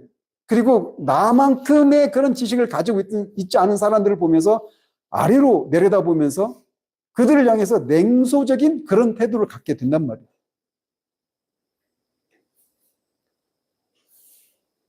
신학적 지식 자체를 목적으로 지식을 얻는 일에 몰두하면, 즉 다른 말로 정답을 모두 알려는 열망만으로 성경 공부에 착수한다면 곧장 자기 만족적인 자기 기만 상태에 이르게 됩니다. 나만큼 이렇게 신학적인 지식을 가진 사람이 있을까? 따라서 우리는 그런 태도를 갖지 않도록 우리 마음을 지켜야 됩니다. 그리고 이렇지 않기를 위해서 이렇게 되지 않기를 위해서 하나님 앞에 기도해야 돼요. 그러나 기억하십시오. 교리적인 지식이 없이 영적인 건강이 있을 수 있을까요? 없을까요? 없습니다. 영적인 건강이 이루려면 반드시 교리적인 지식이 필요합니다. 그렇지만 교리적인 지식이 있어도 영적인 건강이 없을 수 있다라고 하는 말 역시 똑같이 옳은 말입니다. 그래서 잘못된 목적으로 신학적인 지식, 교리적인 지식을 추구하고 잘못된 기준으로 그것을 평가한다면 교리적인 지식이 있음에도 불구하고 영적으로 건강하지 못할 수 있어요.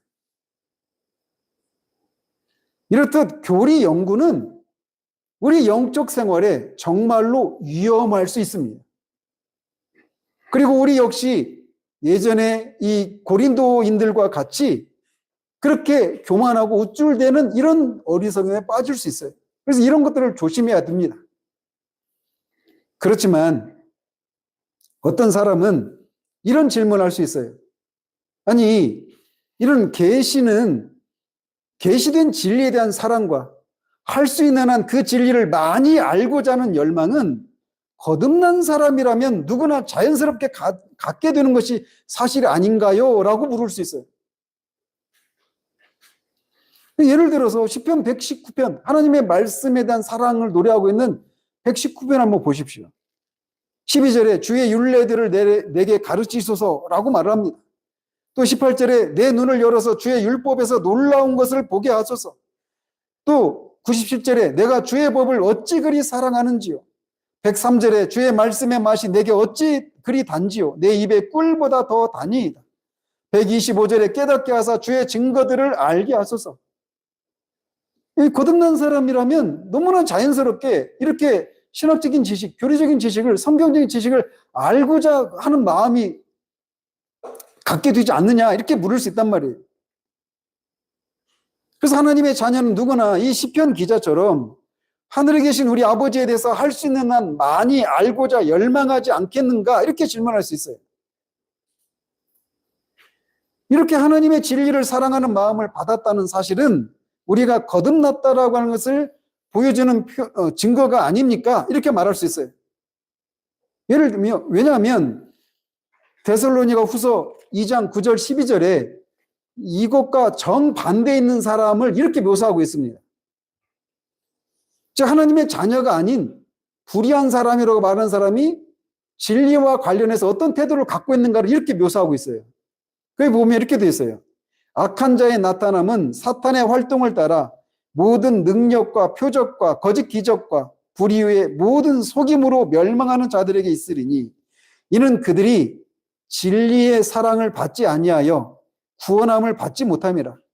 이러므로 하나님이 미혹의 역사를 그들에게 보내사 거짓 것을 믿게 하심은 진리를 믿지 않고 불의를 좋아하는 모든 자들로 하여금 심판을 받게 하려 하심이라. 이렇게 말을 하고 있어요. 그런데 시편 119편에서는 진리를, 하나님의 말씀을, 율법을 더 알기를 원하고 막 그렇게 더 깨닫게 해달라고 막 열망하지 않느냐. 근데 이게 하나님의 거듭난 하나님의 자녀들에게 너무 자연스러운 것이 아니냐 이렇게 물을 수 있단 말이에요. 이 질문에 대해서, 그리고 그렇게 하는 것이 거듭난 하나님의 자녀들에게 있어서 올바른 태도가 아니냐 이렇게 물을 수 있는데 그 질문에 대해서는 그렇다라고 말할 수 있습니다. 거듭난 사람들에게는, 거듭난 자녀들에게는 이게 있어요. 119편에 나타나고 있는 이런 모습이 있단 말이에요. 그렇지만 시편 119편을 우리가 다시 잘 살펴보면 하나님에 대한 지식을 얻으려고 하는 이 시편 기자의 관심이 단순히 지식 그 자체를 알기를 원해서 이렇게 열망하고 있지 않다라는 겁니다. 그는 그의 가장 큰 바람은 하나님을 알고 즐기는 것에 있어요. 그는 하나님에 대한 지식을 하나님을 알고 즐기기 위한, 하나님에 대한 지식을 하나님을 알고 즐기는 것이라고 한 이 목적을 이루기 위한 수단으로 삼고 있다는 말이에요. 왜 하나님을 알고자 하느냐? 하나님을 즐기기 위해서. 하나님을 기뻐하고 즐거워하기 위해서 하나님을 알기를 힘썼다라는 겁니다. 그래서 하나님에 대한 지식은, 왜 하나님에 대한 지식을 가지려고 하느냐 하면 바른 목적이 뭐냐면 하나님을 알고 즐기기 위해서예요. 그래서 하나님을 아는 지식은 하나님을 알고 즐거워하는 이게 목적이고, 하나님을 아는 지식은 수단인 겁니다. 이 목적에 이르기 위한 수단인 거예요. 하나님 아는 지식 그 자체가 목적이 아니라 그 하나님 아는 지식이라는 수단을 통해서 하나님을 알고 즐거워하는 이 목적을 이루기 위해서 하나님을 알고자 한다라는 거예요. 그게 바른 목적이라는 겁니다. 그래서 폴 로셔가 그런 얘기를 한 거예요. 교리는 끝이 아니라 그 교리를 통해서 하나님을 만나고 교제하기 위한 것이다. 이렇게 말을 하는 거예요. 제가 요한일서 강의하면서도 말씀드렸죠. 우리 교회 초기에 제가 처음부터 요한일서 강의를 했습니다. 그래서 말씀드린 것처럼 신앙의 궁극이 뭐라고 말씀드렸습니까? 하나님과 교제하는 거예요. 영원토록 새하늘과 새 땅에서 우리가 나누게 되는 것이 무엇이냐면 하나님을 영원히 즐거워하고 그분을 즐거워하고 예배하는 것입니다. 신앙의 궁극은 그거예요. 내가 그 예수 그리스도의 이름을 힘입어서 하나님의 능력으로 이 땅에서 어려움을 헤쳐나가고 삶의 그런 만족을 누리고, 이게 궁극적인 목적이 아니라 또 하나님을 위한 열심을 내고 하나님의 일을 열심히 내는 것이 신앙의 궁극도 아닙니다. 신앙의 궁극은 하나님과 교제를 나누는 거예요. 하나님 그분을 즐거워하고 교제하기 위해. 하나님을 즐거워하지 않고 그분과 교제할 수 있습니까? 그래서 시편 119편의 기자가 하나님의 말씀을 그렇게 알기를 열망했던 것은 그 하나님을 알고 그 하나님을 즐거워하기 위해서, 즐기기 위해서 그렇게 하나님을 알고자 했던 거예요. 그래서 그 앞에 보면 시편 기자는 마음으로 하나님의 진리에 반영하기 위해서, 그리고 삶으로 그 진리를 따르기 위해서 하나님의 진리를 원했던 것을 볼 수 있습니다. 그래서 시편 119편의 1절, 2절, 또 5절에 보면 이렇게 되어 있어요. 행위가 온전하여 여호와의 율법을 따라 행하는 자들은 복이 있으며, 그래서 복이라고 할 때 영어로 말하면 행복입니다. 행복으로도 말할 수 있어요. 즉 행위가 온전해서 여호와의 율법을 따라 행하는 자들은 행복하다라는 겁니다. 복되다라는 것이에요. 여호와의 증거들을 지키고 전심으로 여호와를 구하는 자는 복이 있도다. 내 길을 굳게 정하사 주의 율례를 지키게 하소서라고 말합니다. 이것을 위해서 여호와를 알기를 힘썼던 거예요. 시편 기자는 분명히 진리와 어떤 오늘날의 용어로 말하면 정통한 교리와 성경의 가르침과 신학에 관심을 가지고 있었습니다. 그런데 그것들 자체를 목적으로 여겨서가 아니라 산과 경건이라는 다른 목적들을 위한 수단으로서 이런 것들에 대한 관심을 가지고 있었던 거예요. 즉 여호와를 아는 지식은, 하나님을 아는 지식은 경건한 삶을 위해서 여호와를 알고자 했던 겁니다. 자, 그러면 제가 두 가지를 얘기한 겁니다. 하나님을 아는 지식을, 이게 무엇을 위한 수단으로 하나님을 아는 지식을 가져야 된다고 얘기하고 있는 거예요. 첫 번째는 하나님을 즐거워하기 위해서예요. 하나님을 즐기기 위해서입니다. 그러니까 하나님을 즐기기 위해서는 거기는 뭐가 있어요? 어떤 요소가 있어요? 기쁨이라고 하는 요소가 있겠죠. 그죠? 그리고 또 하나는 뭐라고 말했습니까? 여호와를 아는 지식, 하나님 아는 지식은 무엇을 위해서? 경건한 삶을 위해서예요. 자, 그러면 하나님을 즐기는 것과 경건한 삶, 이게 어떻게 얘기를 할 수 있을까요? 하나님을 즐거워하는 거 안에는 우리가 하나님을 알게 되면, 연구하게 되면 하나님의 그 성품의 선하심을, 그 아름다움을 우리가 발견하게 됩니다. 그래서 우리가 그거 막 기뻐하게 돼요. 그래도 몇 번의 어떤 그 하나님의 은혜로 그 하나님의 성품을 하나님이 막 저한테 이렇게 알려주실 때, 제 안에서는 끊임없이 그런 하나님의 그 성품의 고유한 그 성품의 아름다움과 영광스러움에 막 제 마음이 막 녹듯이 끊임없이 그냥 뭐 이때는 자존하심에 대해서 하나님이 막 알려주실 때, 제가 말씀드렸잖아요. 그 오늘의 그 침교실 한 300-400명 좋게 들어가는 그 넓은 공간에서 토요일 날 얼마나 시끄러운지 몰라요. 근데 거기에서 제가 토정 목사님의 책을 읽다가 하나님의 자존하심을 말하고 있는 그 부분을 막 읽는데, 그 순간 제가 하나님의 자존하심을 제게 그게 어떤 의미인가를 제가 막 직관적으로 이렇게 알겠더라고요. 그래서 순간 그렇게 사람이 많은 곳에서 제가 제 안에서 막 찬양이 터져 나오면서 막 콧물이 막 쏟아지려고 하는 사람들이 수백 명이 막 왁자지껄 이렇게 떠들고 있는데, 거기서 제가 막 콧물 쏟으면서 인기가 너무 그래서 그렇게 안 하려고 하면서 제 안에서 끊임없이 하나님만 자존하신 분이십니다. 하나님만 그런 분이십니다. 하면서 몇 가지 말이 없어요. 단어는 몇 가지가 없는데, 이게 저는 그 하나님의 그 성품의 아름다우심에 매료되어서 제가 그렇게 경배하고 찬양하고 예배하는 그런 순간이었어요. 그 순간에 제 주변에 있는 소리가 하나도 안 들렸어요. 그냥 그 하나님이 계시고, 저는 제가 봤다는 얘기 아닙니다. 그 하나님의 성품에 제가 완전히 흠뻑 매료되어서 그런 일이 있었단 말이에요. 그렇기 때문에 하나님을 아는 지식은 우리의 마음을 온전히 사로잡는 그 기쁨이 있습니다. 그래서 그 하나님을 즐거워하는 게 있어요. 그런데 그 하나님을 아는 지식은 그렇게 기쁨이 반드시 동반되어요. 근데 그 기쁨은 어디로 이어지느냐? 그 하나님을 향한 순종으로, 하나님이 기뻐하시는 참된 경건으로 이어지게 돼 있어요.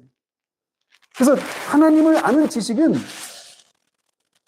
그 지식은 우리로 하여금 그 하나님을 기뻐하고 즐거워하게 만드는 대로 가고, 또 하나님을 기뻐하고 즐거워하는 것은 그 하나님을 향한 삶의 예배로 드리는 참된 경건으로 이어지는 거예요. 그래서 제가 기쁨이 없이 삶만 그 참된 경건에 대한 얘기만 하면 어떻게 될까요? 어떤 삶으로 갈까요? 율법주의로 가는 겁니다. 반대로 하나님을 기뻐하기만 하고 참된 경건이 없으면 그건 또 뭐예요? 율법 폐기주의죠. 어디 들어본 것 같지 않아요? 몇 달 전에 작년에 온전한 그리스도에서 말씀드렸죠. 율법주의와 율법 폐기주의는 한 배에서 난 이란성 쌍둥이라고 얘기했죠. 근데 어디서 나온 거예요? 율법주의와 율법 폐기주의가 어디에서 나온 거예요? 무엇 때문에 그런 것이 나왔어요? 하나님의 성품에 대한 오해죠. 여기서 말하면 하나님에 대한 지식이 없거나 오해하는 것에서 온 거예요. 그래서 하나님을 아는 지식은 반드시 우리로 하여금 기쁨을 불러일으켜서 자원하는 마음으로 하나님께 순종하는 참된 경건의 삶으로 이어집니다.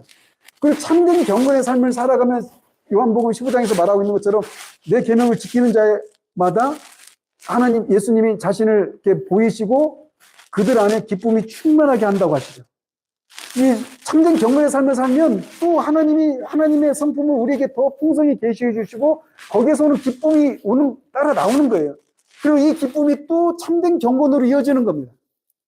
그래서 하나님을 아는 지식은 참된 지식이라고 하는 전제하에서 말씀드리는 거예요. 하나님을 아는 지식은 반드시 하나님을 기뻐하고 하나님을 참된 경건의 삶으로 순종하는 삶으로 이어지게 돼 있어요. 그 율법주의에 대한 대안이 율법 폐기주의가 아니라고 그랬죠. 이 두 개는 같은 거라고 같잖아요. 뿌리는 같다고 말씀드렸죠.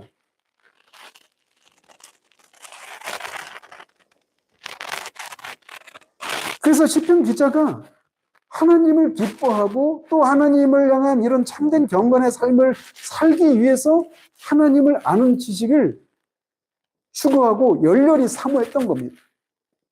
말씀드리고 싶은 건 우리가 이것을 위해서 하나님을 아는 지식을 사모하고 추구해야 된다는 거예요. 하나님을 아는 지식 그 자체가 우리의 목적이 되어서는 안 되고 그 하나님을 아는 지식을 인해서 우리가 하나님을 즐거워 기뻐하고 또 참된 경건으로 이어지기 위해서라는 것입니다. 그래서 칼빈은 제 수능 때문에 이번 주에 그 책을 전혀 못 읽은 것 같거든요.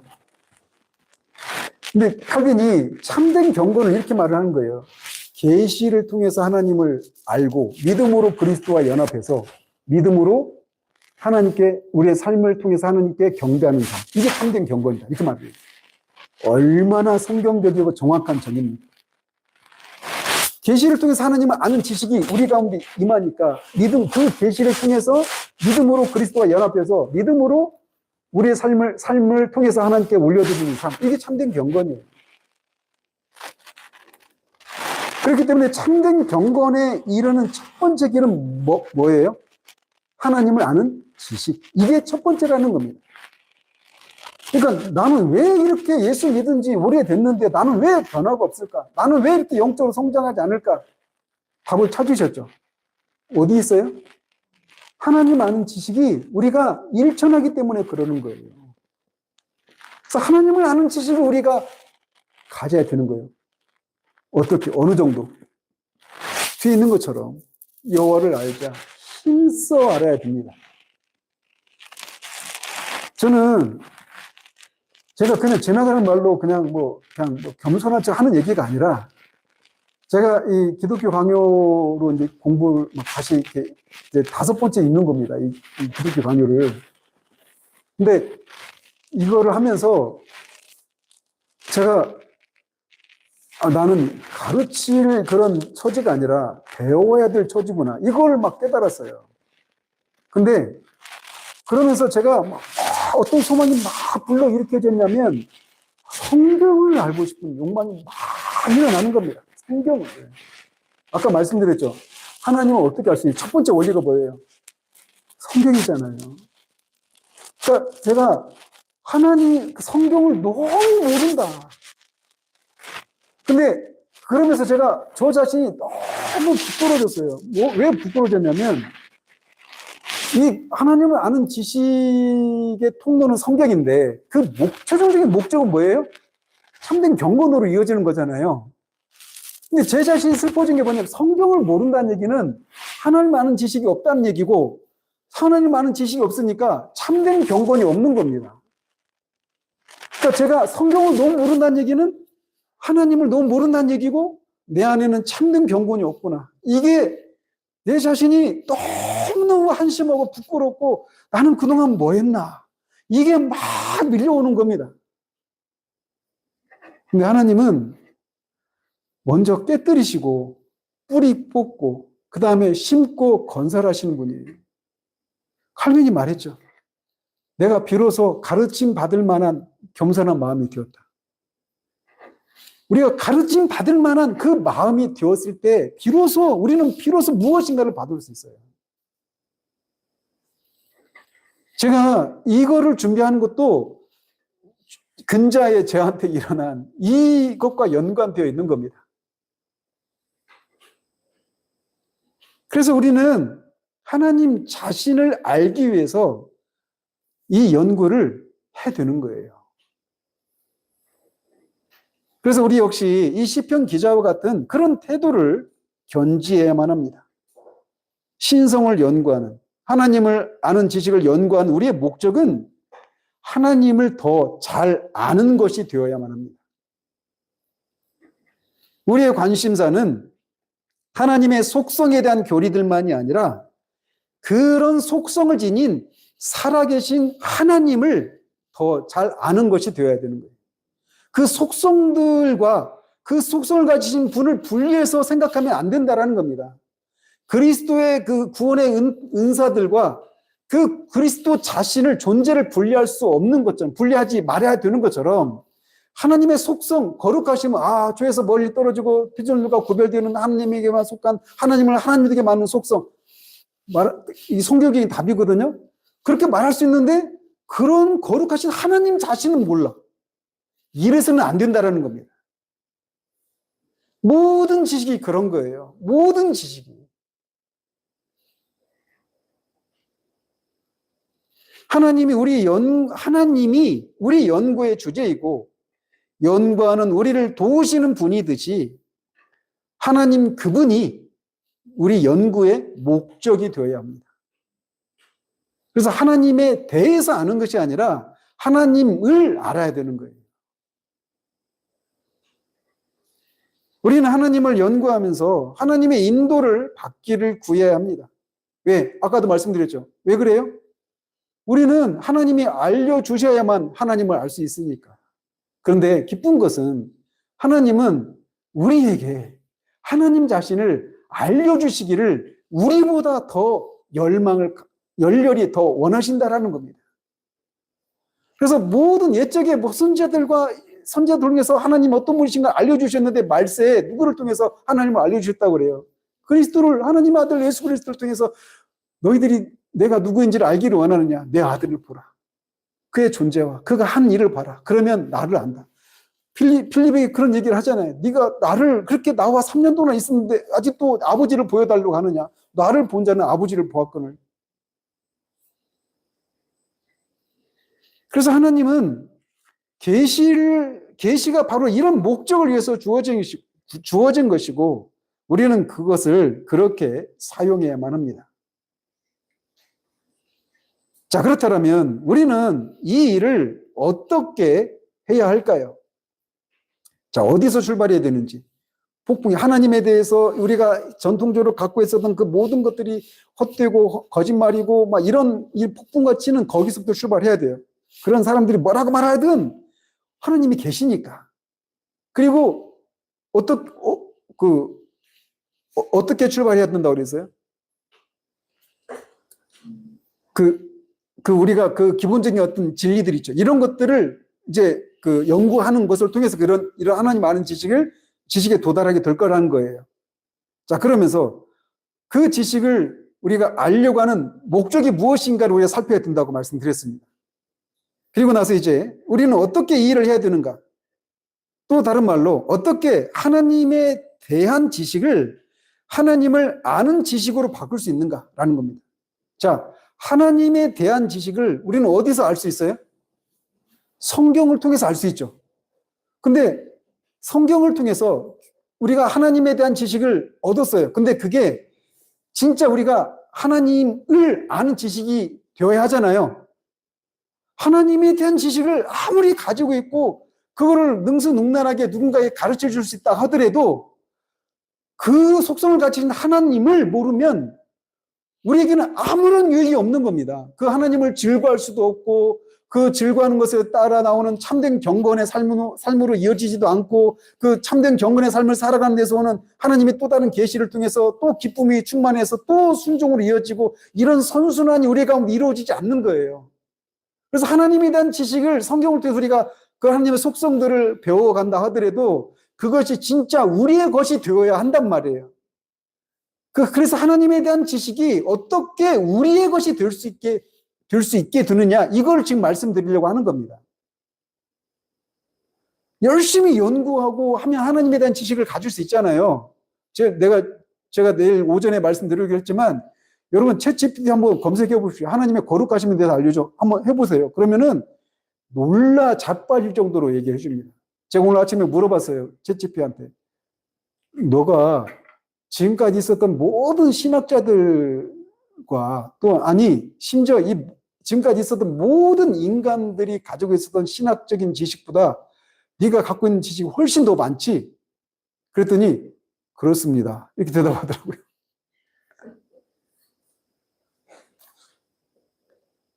제가 내일 아침에 말씀드리겠지만 저는 아주 근본적인 질문이 있습니다. 아까 임동열 지사님이 그 예수님의 인성에 대한 말씀을 하시더라고요. 질문하셨잖아요. 제가 방에 들어가서 검색해서 해봤어요. 저하고 비교가 되지 않게 완벽하게 알려줍니다. 물론 그거를 분별할 수 있는 눈이 필요하죠. 판단력이 필요합니다. 제가 볼 때는 너무나 완벽해요. 그래서 챗GPT는 하나님에 대한 지식을 어떤 신학자들보다 훨씬 더 많이 가지고 있어요. 그게 우리의 목적에서는 아니잖아요. 안 되잖아요. 그렇지 않아요?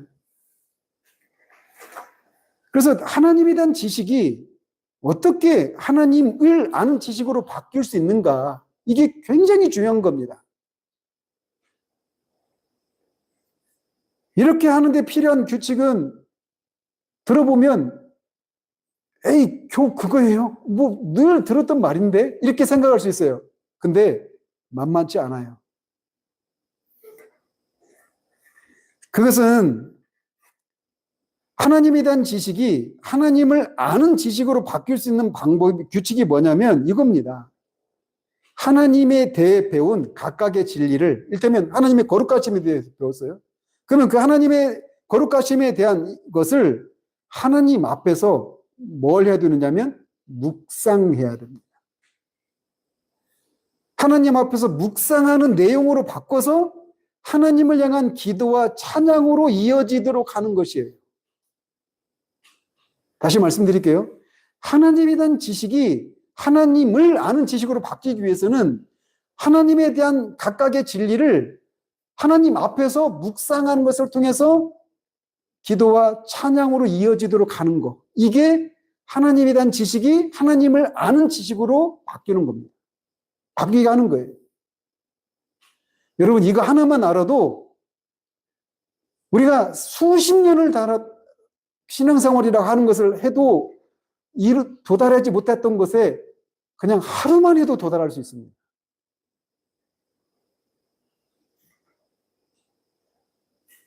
우리는 기도가 무엇인가에 대해서는 어느 정도 이해를 하고 있어요. 그렇지만 묵상에 대해서는 그렇지 않습니다. 그러나 우리 식구들은 아시죠? 묵상이 뭔지 제가 종종 말씀드리잖아요. 다시 말씀드릴게요. 묵상은 오늘날 잃어버린 영적인 기술입니다. 영적인 기술이라는 표현을 써서 좀 그렇지만 그렇게 표현할 수 있어요. 그리고 그리스도인들이 이것을 몰라서 통탄할 만큼 괴로움을 당하고 있습니다. 묵상이란 뭐냐면 묵상이 이겁니다. 하나님의 사역과 도, 목적과 약속들에 대해서 자신이 아는 것을 상기하는 겁니다. 뭐 하나님의 성품이든 하나님의 약속이든 하나님의 말씀이든 뭐든 간에 하나님에 대한 어떤 진리를 우리가 먼저 상기하는 거예요. 그리고 그것을 깊이 숙고하는 겁니다. 그리고 그것을 깊이 생각해보고 자신에게 그것을 적용하는 활동, 이게 묵상이에요. 그래서 제가 뭐라고 말했어요? 묵상은 자기에게 설교하는 것이라고 그랬죠.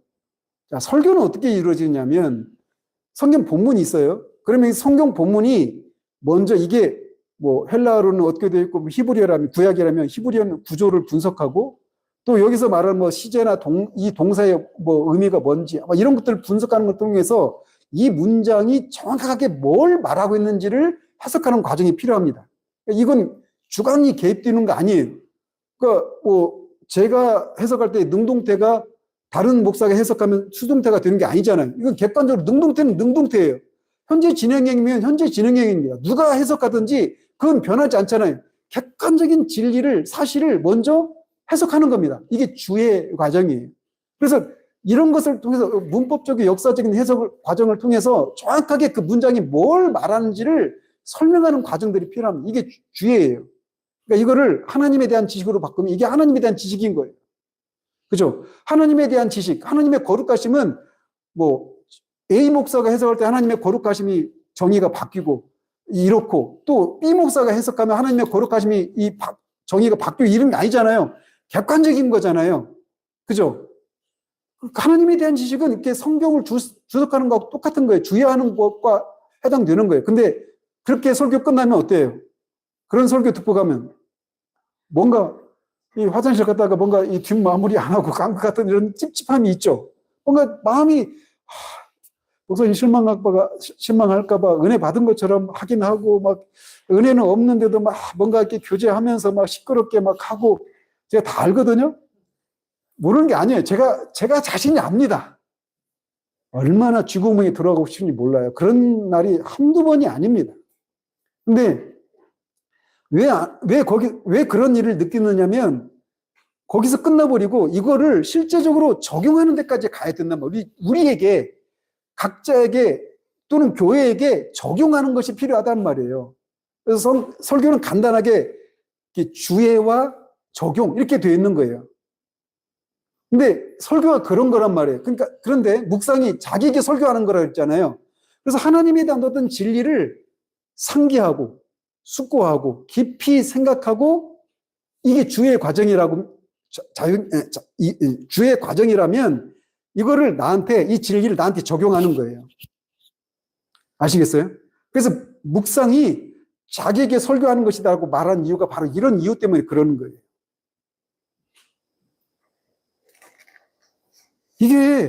그래서 근데 그거를 하는데 설교는 근데 이 묵상은 하나님의 임재 안에서 하나님이 보시는 가운데 하나님의 도우심으로 하나님과 교통하는 수단으로서 의식적으로 수행하는 거룩한 사고 활동이다. 이렇게 말을 합니다. 그래서 영적 사고방식과도 괴를 같이 하는 거예요. 아시겠어요? 그래서 하나님에 대한 어떤 진리를 우리가 이런 과정을 통해서 사고하고 깊이 숙고하는 것을 통해서 이거를 우리에게 적용하는 겁니다. 그럴 때 우리 안에서 그 진리가 우리의 것이 되는 순간 그 진리를 통해서 드러난 그 하나님을 우리가 알고 우리 안에서 그 하나님을 향한 찬송이, 감사가, 기도가, 예배가 터져 나오는 거예요. 그것이 있을 때 하나님을 우리가 실제적으로 이렇게 알게 되는 과정을 통해서 아까 스포츠는 얘기했죠. 신성을 연구하는 것은 우리에게 뭘 가져다 준다? 우리의 마음을 확장시켜주고 우리를 겸손케 하고 또 하나 우리에게 큰 위로를 가져다 준다고 그랬잖아요. 슬픔에서 벗어나기를 원합니까? 그러면 이 신성을 연구하는 일에 매진하라고 하잖아요. 이것이 그렇게 되는 거예요. 근데 이게 없으니까 주일날 예배 듣고 은혜를 누렸어요. 눈물도 흘리고 뭔가 어떤 살고자 하는 마음도 있고 그래요. 근데 집에 가서는 그냥 다음날 주일 될 때까지 묵상이라고 하는 것이 하나도 없이 들었던 진리를 그냥 그 순간에 다 들어버리고 다 까먹고 이거를 가지고 계속 진리를 깊이 묵상하는 과정을 통해 자기에게 설교하는 것을 통해 그 진리 자체이신 하나님의 어떠하심을 발견하고 그 안에서 우리 안에서 막 그 찬양이 터져 나오는 이런 것이 없이 그냥 그렇게 가는 겁니다. 설교를 여러분이 일주일 동안 어떤 분들은 막 하루에 몇 개씩 막 설교 듣는 분도 계신 걸로 제가 알고 있어요. 근데 막 이렇게 듣고 이 진리를 그냥 듣고 지나가 버리지 말고 거기서 말하는 어떤 진리 쪼가리라도 있지 않겠어요? 근데 그 진리의 쪼가리라도 붙들고 이거를 깊이 묵상하고 상고하는 것을 통해서 나한테 적용하는 것, 이런 과정들을 하는 겁니다. 안 되면 하나님께 도움을 구하는 거예요. 이런 것을 통해서. 아까 말씀드렸죠. 이 묵상 하나님 앞에서 하나님 도우심 힘입어서 하는 거라고. 이런 것을 하는 과정을 통해서 그 진리 자체이신 하나님을 우리가 알게 되는 거예요. 그 하나님을 안다. 하나님이 신실하시다. 이런 걸 알게 됐을 때 어떻게 될까요? 그때 당시는 나는 막 하나님이 나한테 은혜를 베푸시기를 다 하셨는가? 내가 이렇게 죄를 져가지고 하나님 나한테 더 이상 은혜 안 베푸시고 이러고 있지 않는가? 이런 어떤 어려움이 막 있을 때 하나님의 신실하심을 묵상한다고 하고 이런 진짜 제대로 된 묵상을 통해서 하나님의 신실함을 발견했다고 생각해 보세요. 수심으로 가득했던 우리의 심령에 찬양이 터져 나오는 겁니다. 우리가 그것을 이기는 거예요. 근데 우리는 이걸 잃어버렸어요, 현대인들이. 너무 바빠요. 하루에 짧은 시간만이라도, 제가 그래서 큐티 하자는 얘기 아닙니다. 큐티는 이 묵상하고는 달라요. 이 객관적인 진리를 나한테 상기시키고 깊이 묵상하고 숙고하고 이런 과정 없이 그냥 곧장 적용으로 가버리잖아요. 이 내용이 너무나 빈곤한 채로 주관적인 이런 적용으로 가버리잖아요. 성경 본문하고 아무 상관없는, 제가 실명으로 거의 이양재 목사의 그 큐티식의 목표 설교한다고 하잖아요. 제가 그 설교 듣고 막 화가 막 나가지고 이분은 성경 66권이 필요 없는 분이구나. 창세기 한 권만 있어도 그냥 마음대로 할 수 있는 분이구나. 그 본문에서 그거를 객관적으로 말하고 있는 게 아닌데 그냥 그걸 가지고 막 주관적인 해석을 통해서 막 감동하고 사람들은 아멘하고 위로받고. 그게 뭐예요? 아무런 근거 없는, 객관적인 근거도 없는 주관적인 적용, 따뜻하고 감동을 주고 하고 눈물 흘리고 그 순간은 위로가 되지만 벗어나면 그게 내 삶을 살아내게 하는 그런 힘이 되지 않고 근거를 제공해 주지 못하는 공학이 짝이 없는 그런 큐티는 묵상이 아닙니다. 묵상이라고 하는 건 그런 거예요. 자, 그러면 묵상의 목적은 뭘까요? 목사님이 이제 하라고 했으니까? 우미주사 들켰나봐. 너무 전곡을 찔렸나?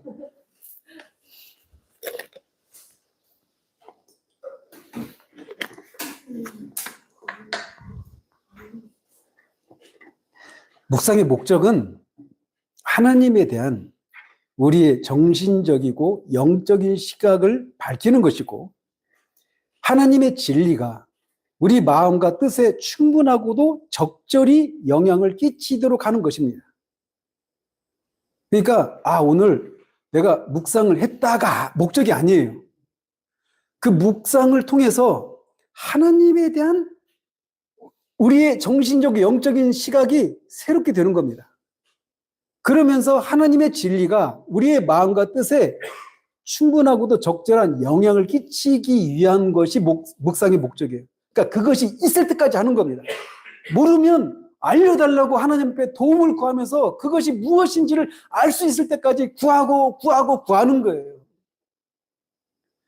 저는 자랑하려는 게 아니라 묵상이 뭔지도 몰랐어요. 근데 어쨌든 하나님의 은혜를 막 주실 때 저는 막 길을 걸어가다가 계속 어떤 진리를 막 생각하는 겁니다. 여러분이 그 챗 GPT 사용하신 분이 그거를 잘 활용하면 이 묵상하는 데 도움을 받습니다. 도움을 얻을 수 있어요. 잘 활용하면. 왜냐면 어떤 질문 하잖아요. 근데 질문하기에 따라서 그냥 단답형으로 딱 주어지죠. 한번 그냥 이건 뭐야? 물으면 일테면 경기도에 그 시흥이 어디 있어? 이렇게 물어보면 경기도에 하고 끝나겠죠. 근데 시흥이 어디 있어? 근데 그 시흥의 그 대표적인 그런 관광 장소는 뭐야? 왜 그렇게 생각해? 거기에 얼마나 많은 사람들이 와? 그게 과연 그렇게 갈 만한 가치가 있어? 이런 식으로 하면 얘가 막 연관해서 막 정보를 제공해 주죠. 그러고 나서 그냥 끝나던가요? 연관해서 또 뭔가를 알려주죠. 그죠? 근데 묵상이라고 하는 게 그런 거에 비슷합니다. 그래서 우리가 하나님 어떤 진리를 가지고 그것을 뭔가를 묵상하면 이 묵상이 A라고 하는 생각에 도달하면 A라는 생각이 또 연관해서 또 다른 어떤 B라고 하는 진리, 또 B에서 또 C로, 또 C에서 D로, D가 다시 A로 하면서 계속 이 진리가 서로 따로따로 연결되었던 파편적이고 분절되었던 이런 지식들이 연관이 되는 거예요. 그러면서 그것이 나의 삶에 직접적인 연관이 있다라고 하는 것을 알게 되는 거예요. 거기서 찬양이 터져 나오는 겁니다. 저는 그 신대원에 들어가기 전에도 거의 그렇게 살았던 것 같아요. 그러니까 막 제가 걸어가면서도 계속 저한테 막 설교를 하는 겁니다. 저도 모르는데 설교를 하고 있는 거예요. 그럼 막 설교하다가 제가 막 감을 것 같이. 너무 벅차서. 저는 어디 교회에서 설교 훈련한 게 아니라 그냥 그것 속에서 설교 훈련이 됐던 거예요. 지나 보면. 근데 그게 그건지 몰랐는데 나중에 보니까 내가 그걸 하고 있더라고요. 근데 어쨌든 묵상의 목적은 그냥 그 자체가 목적이어서는 안 돼요. 하나님에 대한 진리가 이게 실제적으로 우리에게 어떤 영향을 끼치기 위해서예요. 그리고 그 하나님에 대해서도 마찬가지. 묵상은 자신에게, 하나님과 자신에 대해 말하는 겁니다. 똑같죠? 자기에게 설교하는 거. 묵상은 자기 자신에게 하나님과 자기 자신에 대해서 설명하는 거예요. 그러니까 아까도 그 임두밀 수사님이 아까 식사할 때 예수님의 인성에 대해서 여쭤보셨잖아요. 그러면 예수님은 죄가 없어진 인성을 가지신 분이신데 히브리서에서는 그분이 우리를 체휼하신다고 하잖아요. 근데 우리는 죄가 있는 인성을 가진 존재란 말이에요. 죄 없으신 인성을 가지신 예수님이 죄 있는 인성인 우리를 어떻게 체휼하실까? 이 질문이 그거잖아요. 근데 그런 설명하는 과정 가운데서 예수님의 인성이 어떤 것인지를 설명하고 거기서 그 자체를 설명하는 거 아닙니다. 이 과정만을 말씀드리려고 하는 거예요. 그 인성에 대해서 예수님의 인성에 대한 그런 성경적인 교리가 있잖아요. 진리가 있잖아요. 이걸 얘기하고 그렇기 때문에 예수님이 우리의 고통에 대해서 체휼하시고 우리의 정죄에 대해서 체휼하시고 우리의 죽음에 대해서 체휼하시고 이런 것들을 말할 수 있어요. 그러면서 거기서 끝나는 것이 아니라 내 주님이 이런 분이시기 때문에 내가 지금 어떤 죄를 인해서 또는 어떤 실패를 인해서 어려움이 있을 때 주님이 이런 나를 체휼하실 수 있구나라고 하는 데서 오는 예수님에 대해서 그리고 그 예수님 앞에 나에 대해서 나한테 설교하는 거예요. 시편 42편의 기자가 말하는 것처럼 내 영혼아 어찌하여 네가 내 속에서 두려워하느냐라고 우리한테 설교하는 겁니다. 이게 묵상이에요. 그리고 그것이 실제적으로 그 진리가 우리에게 충분하고 영향을 끼칠 수 있는 이런 데로 가야 되는 겁니다. 없으면 없는 겁니다. 제가 누차 말씀드리지만 없는데 있는 것처럼 하면 안 돼. 아무 의미 없어요. 누가 그런 걸 통해서 사람들이 나를 인정해줘. 이게 무슨 소용이 있습니까? 아무 의미 없는 거예요. 없으면 없는 거예요. 없으면 하나님한테 도움을 구하는 거예요. 그게 뭔지를 좀 알려달라고. 어떤 것도 아주 작은 진리라고 하는 것 자체가 이미 말이 안 되는 거지만 무엇이든지 간에 그게 실제로 내 것이 아니면 그게 실제로 내 것이 되기까지 아니면 없으면 없는 대로 없는 것 때문에 없으면 어때 이런 태도는 안 되겠지만 없으면 없는 것을 정직하게 고백을 하고 도움을 구하는 것이 필요한 거예요. 하나님은 알려주십니다. 계시 자체가 그걸 의미하잖아요. 우리가 알 수 없는데 하나님이 알려주시잖아요. 그래서 계시는 은혜예요. 계시 자체는 은혜인 겁니다. 하나님이 그걸 우리에게 알려주시기를 원하는 거예요. 그렇기 때문에 이거를 알려달라고 요구하는 하나님의 자녀의 그 한맺힌 소리를 하나님이 결코 외면하지 않으신다고요. 반드시 보여주신다고요. 그래서 이 묵상은 종종 자신과의 싸움, 의심과 불신의 풍조에서 벗어나서 하나님의 능력과 은혜를 분명하게 이해하도록 스스로를 설득하는 거예요. 우리는 한번 생각해 보십시오. 하루에 일어나면 얼마나 근심, 걱정거리가 넘쳐나잖아요. 그렇지 않아요? 계속 다가오는 그런 공과금 내야 될 날들. 거의 우리 지체들 거의 대부분이 다 그렇게 살잖아요. 쌓아놓고 사는 지체들 거의 없잖아요. 직장에서 해야 될 일들, 그리고 얼마나 많은 그런 압박과 그런 스트레스를 받고 있습니까? 압박이나 스트레스 같은가? 아무튼, 하루에 근데 그런 속에서 우리가 그 속에서 우리를 하나님을 온전히 섬기도록 하기 위해서 우리를 환경이 다 우리를 거들어주는 그런 날은 오지 않아요. 주님 오시기 전까지. 우리는 이거를 방해하는 우리 안에 있는 죄된 몸과 밖에 있는 사탄이 끊임없이 세상이 우리를 유혹하고 사탄이 끊임없이 우리를 공격한단 말이에요. 그 속에서 그런 환경에 처했다는 것을 주님이 모르십니까? 아시잖아요.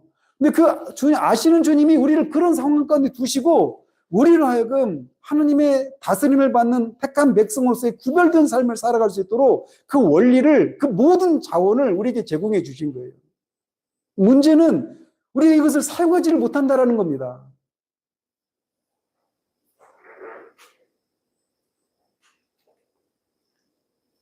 그래서 묵상의 목적은 하나님에 대한 또는 어떤 진리가 하나님에 대한 우리의 생각이 바뀌고 또 어떤 진리가 우리에게 실제적인 어떤 영향을 끼치도록 하는 것이 묵상의 목적이에요. 그래서 그 진리를 실제로 아는 데까지 가야 되는 겁니다.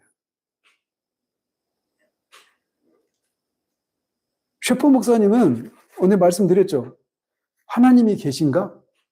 이 선교사가 이미 회심한 지 수십 년이 지났는데 어느 날 뜬금없이 하나님이 계신가? 성경이 정말 하나님의 말씀인가? 이런 회의가 밀려온 거예요. 그 한 가지 질문을 가지고 3개월을 씨름합니다.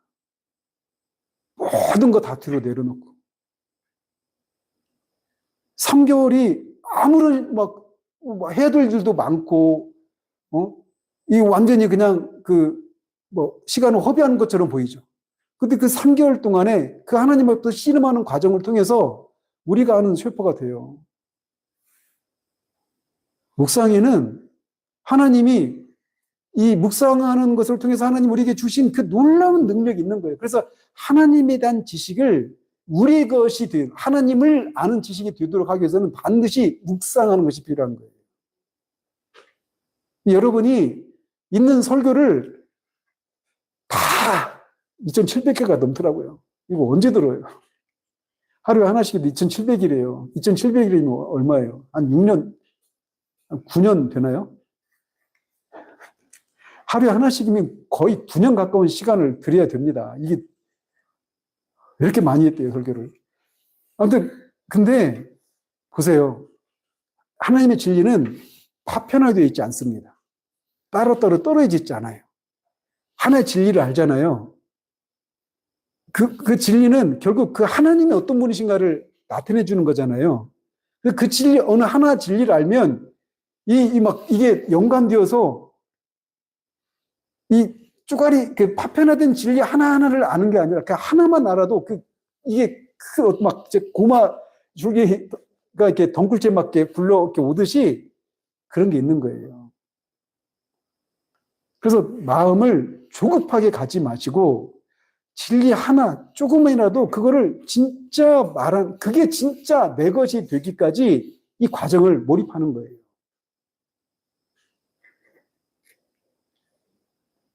그러면 묵상은 어떤 결과를 낳을까요?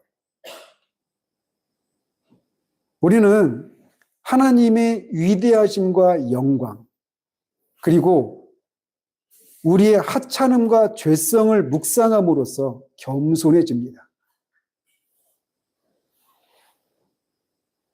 또 우리 주 예수 그리스도 안에 드러난 신비로운 하나님의 자비를 묵상함으로써 격려받고 평안을 얻습니다. 이게 순서예요, 거의. 즉, 묵상은 먼저 하나님의 그 위대하심과 영광 앞에 우리가 얼마나 작고 하찮은가, 무가치한 존재인가를 깨닫게 되는 일이 있어요. 그래서 우리 마음이 겸손해집니다. 그리고 나서 그런 우리를 향한 예수 그리스도 안에 드러난 하나님의 신비로운 자비를 묵상함으로써 격려를 받고 평안을 누리게 돼요. 즉, 묵상은 우리를 위로해 줍니다.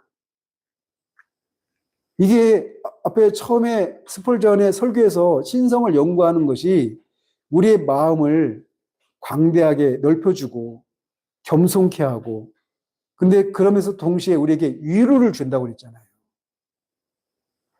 묵상이 우리에게 이걸 가져다 주는 겁니다.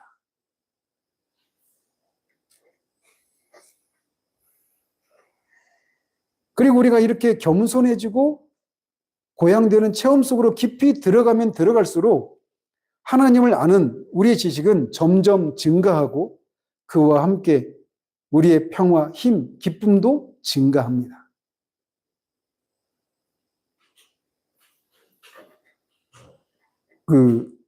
빌립보서에서도 바울이 빌립보서의 주제가 뭐예요?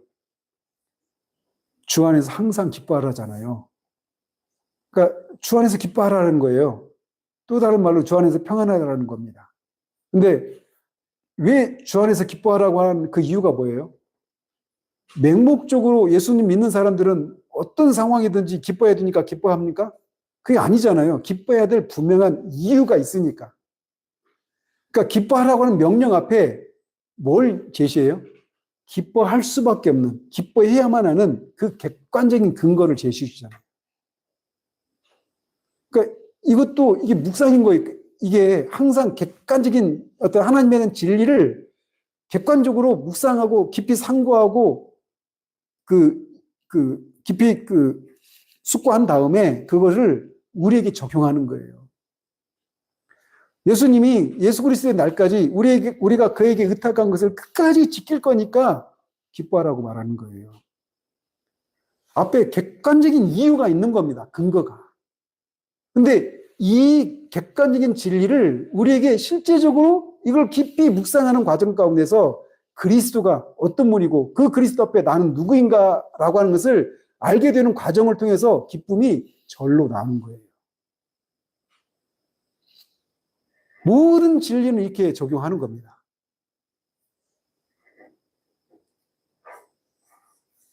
그렇기 때문에 오늘은 제가 워밍업 차원에서 짧게 얘기하는 거예요. 우리가 이런 말씀을 들었다라면 하나님을 모르고 사는 삶은 방향 감각 없는 방랑자와 같은 삶을 살아가는 겁니다. 앞에서 말씀드린 것처럼 아마존의 원주민이 언어도 풍습도 모르는 대한민국의 수도 한복판에 떨어져서 살아가야만 하는 그런 삶과 같은 거예요. 그런데 하나님이 여러분을 알기를 원하십니다. 그리고 예수 그리스도 안에서 그분을 알 수 있는 길을 열어주셨어요. 미루지 마시고 오늘 그분을 알기로 결심하십시오. 저는 이번 수련회 기간에 여러분들이 이 부분에 대해서 진지한 고민이 있기를 바라요. 이미 하나님을 알고 있다라고 하시는 분들이 계시면 한번 여러분이 돌아보십시오. 하나님에 대한 단순한 지식이 아니라 하나님을 깊이 아는 관계로 들어가야 한다라는 것을 말이죠. 그래서 하나님에 대한 지식을 아는 일에 열심을 내십시오. 교리를 공부하고 하는 일들에. 그리고 말씀을, 그 진리를 묵상하십시오. 그리고 기도를 통해서 하나님을 아는 즐거움과 평안을 회복하시기를 바랍니다. 분주한 여러분이 해결해야 될 수많은 문제들 앞에서 이 하나님을 묵상하는 것은 뒷전으로 한 채 계속해서 내가 지금 짊어지고 있는 이 문제를 어떻게 해결받을까만 골몰하지 마시고 그 골몰하는 것에 10분의 1만이라도 하나님에 대한 지식을, 진리를 가지고 묵상하십시오. 그러면 여러분이 문제거리라고 하는 것들이 더 이상 문제가 아니게 됩니다. 하나님은 그 찬송 가사 있죠. 하나님은 그 bigger than mountain, God is bigger than mountain 이런 찬양이 있죠. 그 우리 카페 정확한 제목인가? 하나님은 산보다 크시다. 하나님은 하나님보다 큰 것은 어떤 것도 없습니다. 그래서 하나님이 어떤 분이신가를 우리가 묵상을 통해 우리에게 적용하고 그 하나님과 나는 어떤 관계인지를 묵상하면 우리가 산처럼 느껴졌던 문제라고 하는 것들이 문제가 되지 않게 돼요. 근데 분명히 객관적으로 보면 문제를 안고 살잖아요. 근데 그 문제를 안고 사는데 문제가 아닌 것처럼 살고 있는 모습을 살라고 우리를 이 땅에 둔 거예요. 그런 삶을 살 수 있는 사람은 오직 하나님을 아는 사람만 살 수 있으니까.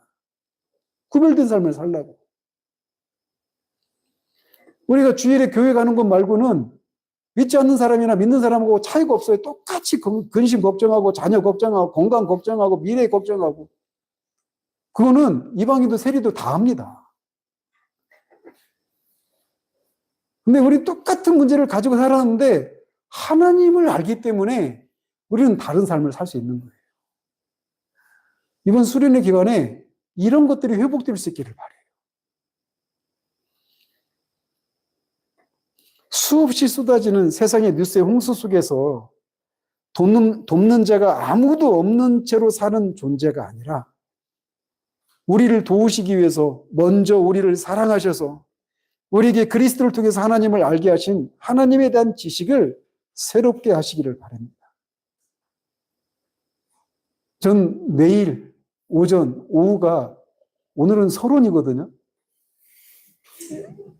내일 오전, 오후가 왜 웃으세요? 서론이죠. 당연히 첫 시간인데. 근데 제가 이 말씀을 준비하면서 저도 막 은혜가 돼요. 저도 막 너무 은혜가 돼요. 내가 하나님을 안다라. 더더군다나 그 하나님이 나를 아신다. 제가 이렇게 하면서 우리 하연이가 작년에 썼던 그 글들을 보면서 그 글들에서 막 두손도 다시 머물고 엄마 아빠 하나님이 하연이를 아셔. 그게 막 이게 얼마나 저한테 위로가 되는지 이 풍랑이 넘치는 이 세상에서 하나님이 우리를 아시는 겁니다. 근데 그 하나님은 누구예요? 창조주이시고 이 세상을 통치하시는 분이시고 구원자이시란 말이에요. 그 하나님을 우리가 막 얼마나 여러분들의 마음에 압박이 있는지 제가 구체적인 삶은 모르지만 그게 없는 사람이 어디 있겠습니까? 근데 하나님을 아는 지식을 다시금 새롭게 하시길 바래요. 이게 회복되면요, 살아냅니다. 살아내줘요. 2박 3일의 이 여정을 통해서 우리가 하나님 앞에 누구인지, 하나님은 우리에게 어떤 분이신지 새롭게 각성해서 세상에 무거운 짐으로, 수고하고 무거운 짐으로 찌든 우리의 심령이 새롭게 되기를 바랍니다. 여호와를 알기를 힘쓰십시다. 알되 힘써 알기를 알도록 그렇게 하십시다. 우리는 이 길을 이제 들어설 거예요. 내일은 하나님에 대해서 아는 것과 하나님을 아는 것의 차이, 하나님을 아는 사람들의 특징이 무엇인가, 이런 것들을 살피려고 합니다. 오전에는. 오후에는 스포하지만 그래도 자신 있습니다. 오후에는 우리가 하나님을 아는 것이 아니라 하나님이 우리를 아신다라고 하는 것에 대해서 살피려고 합니다. 이거는 말씀드린 것처럼 아까 말씀드렸죠. 우리는 하나님의 성품에 대해서 하나씩 공부해 갈 거라고 그랬잖아요. 거기 들어가지도 않은 거예요. 아는 겁니다. 우리가 아는 하나님, 그리고 우리를 아시는 하나님이 어떤 분이신가를 알기 위해서는 먼저는 우리가 하나님을 아는지, 하나님 우리를 아시는지, 이거에 대해서 우리가 분명히 해야 돼요. 그리고 이것이 확인될 때 우리 안에는 아마 여러분이 여기 오기 전에 갖고 있었던 마음의 짐들이 어느새 천리국정에서 크리스천이 십자가의 그 언덕에 있는 그 십자가를 그늘 봤을 때 보는 순간 등에 있었던 죄짐이 스르르 풀려나서 어디 보이지 않는 그 언덕으로 굴러 떨어진 것처럼 하나님을 알게 되는 순간 여러분의 마음에 있었던 그 무거운 짐들이 굴러 떨어져 나가는 일들이 일어나게 될 거예요. 그런 일들이 우리 모두에게 일어날 수 있기를 바랍니다. 기도하겠습니다.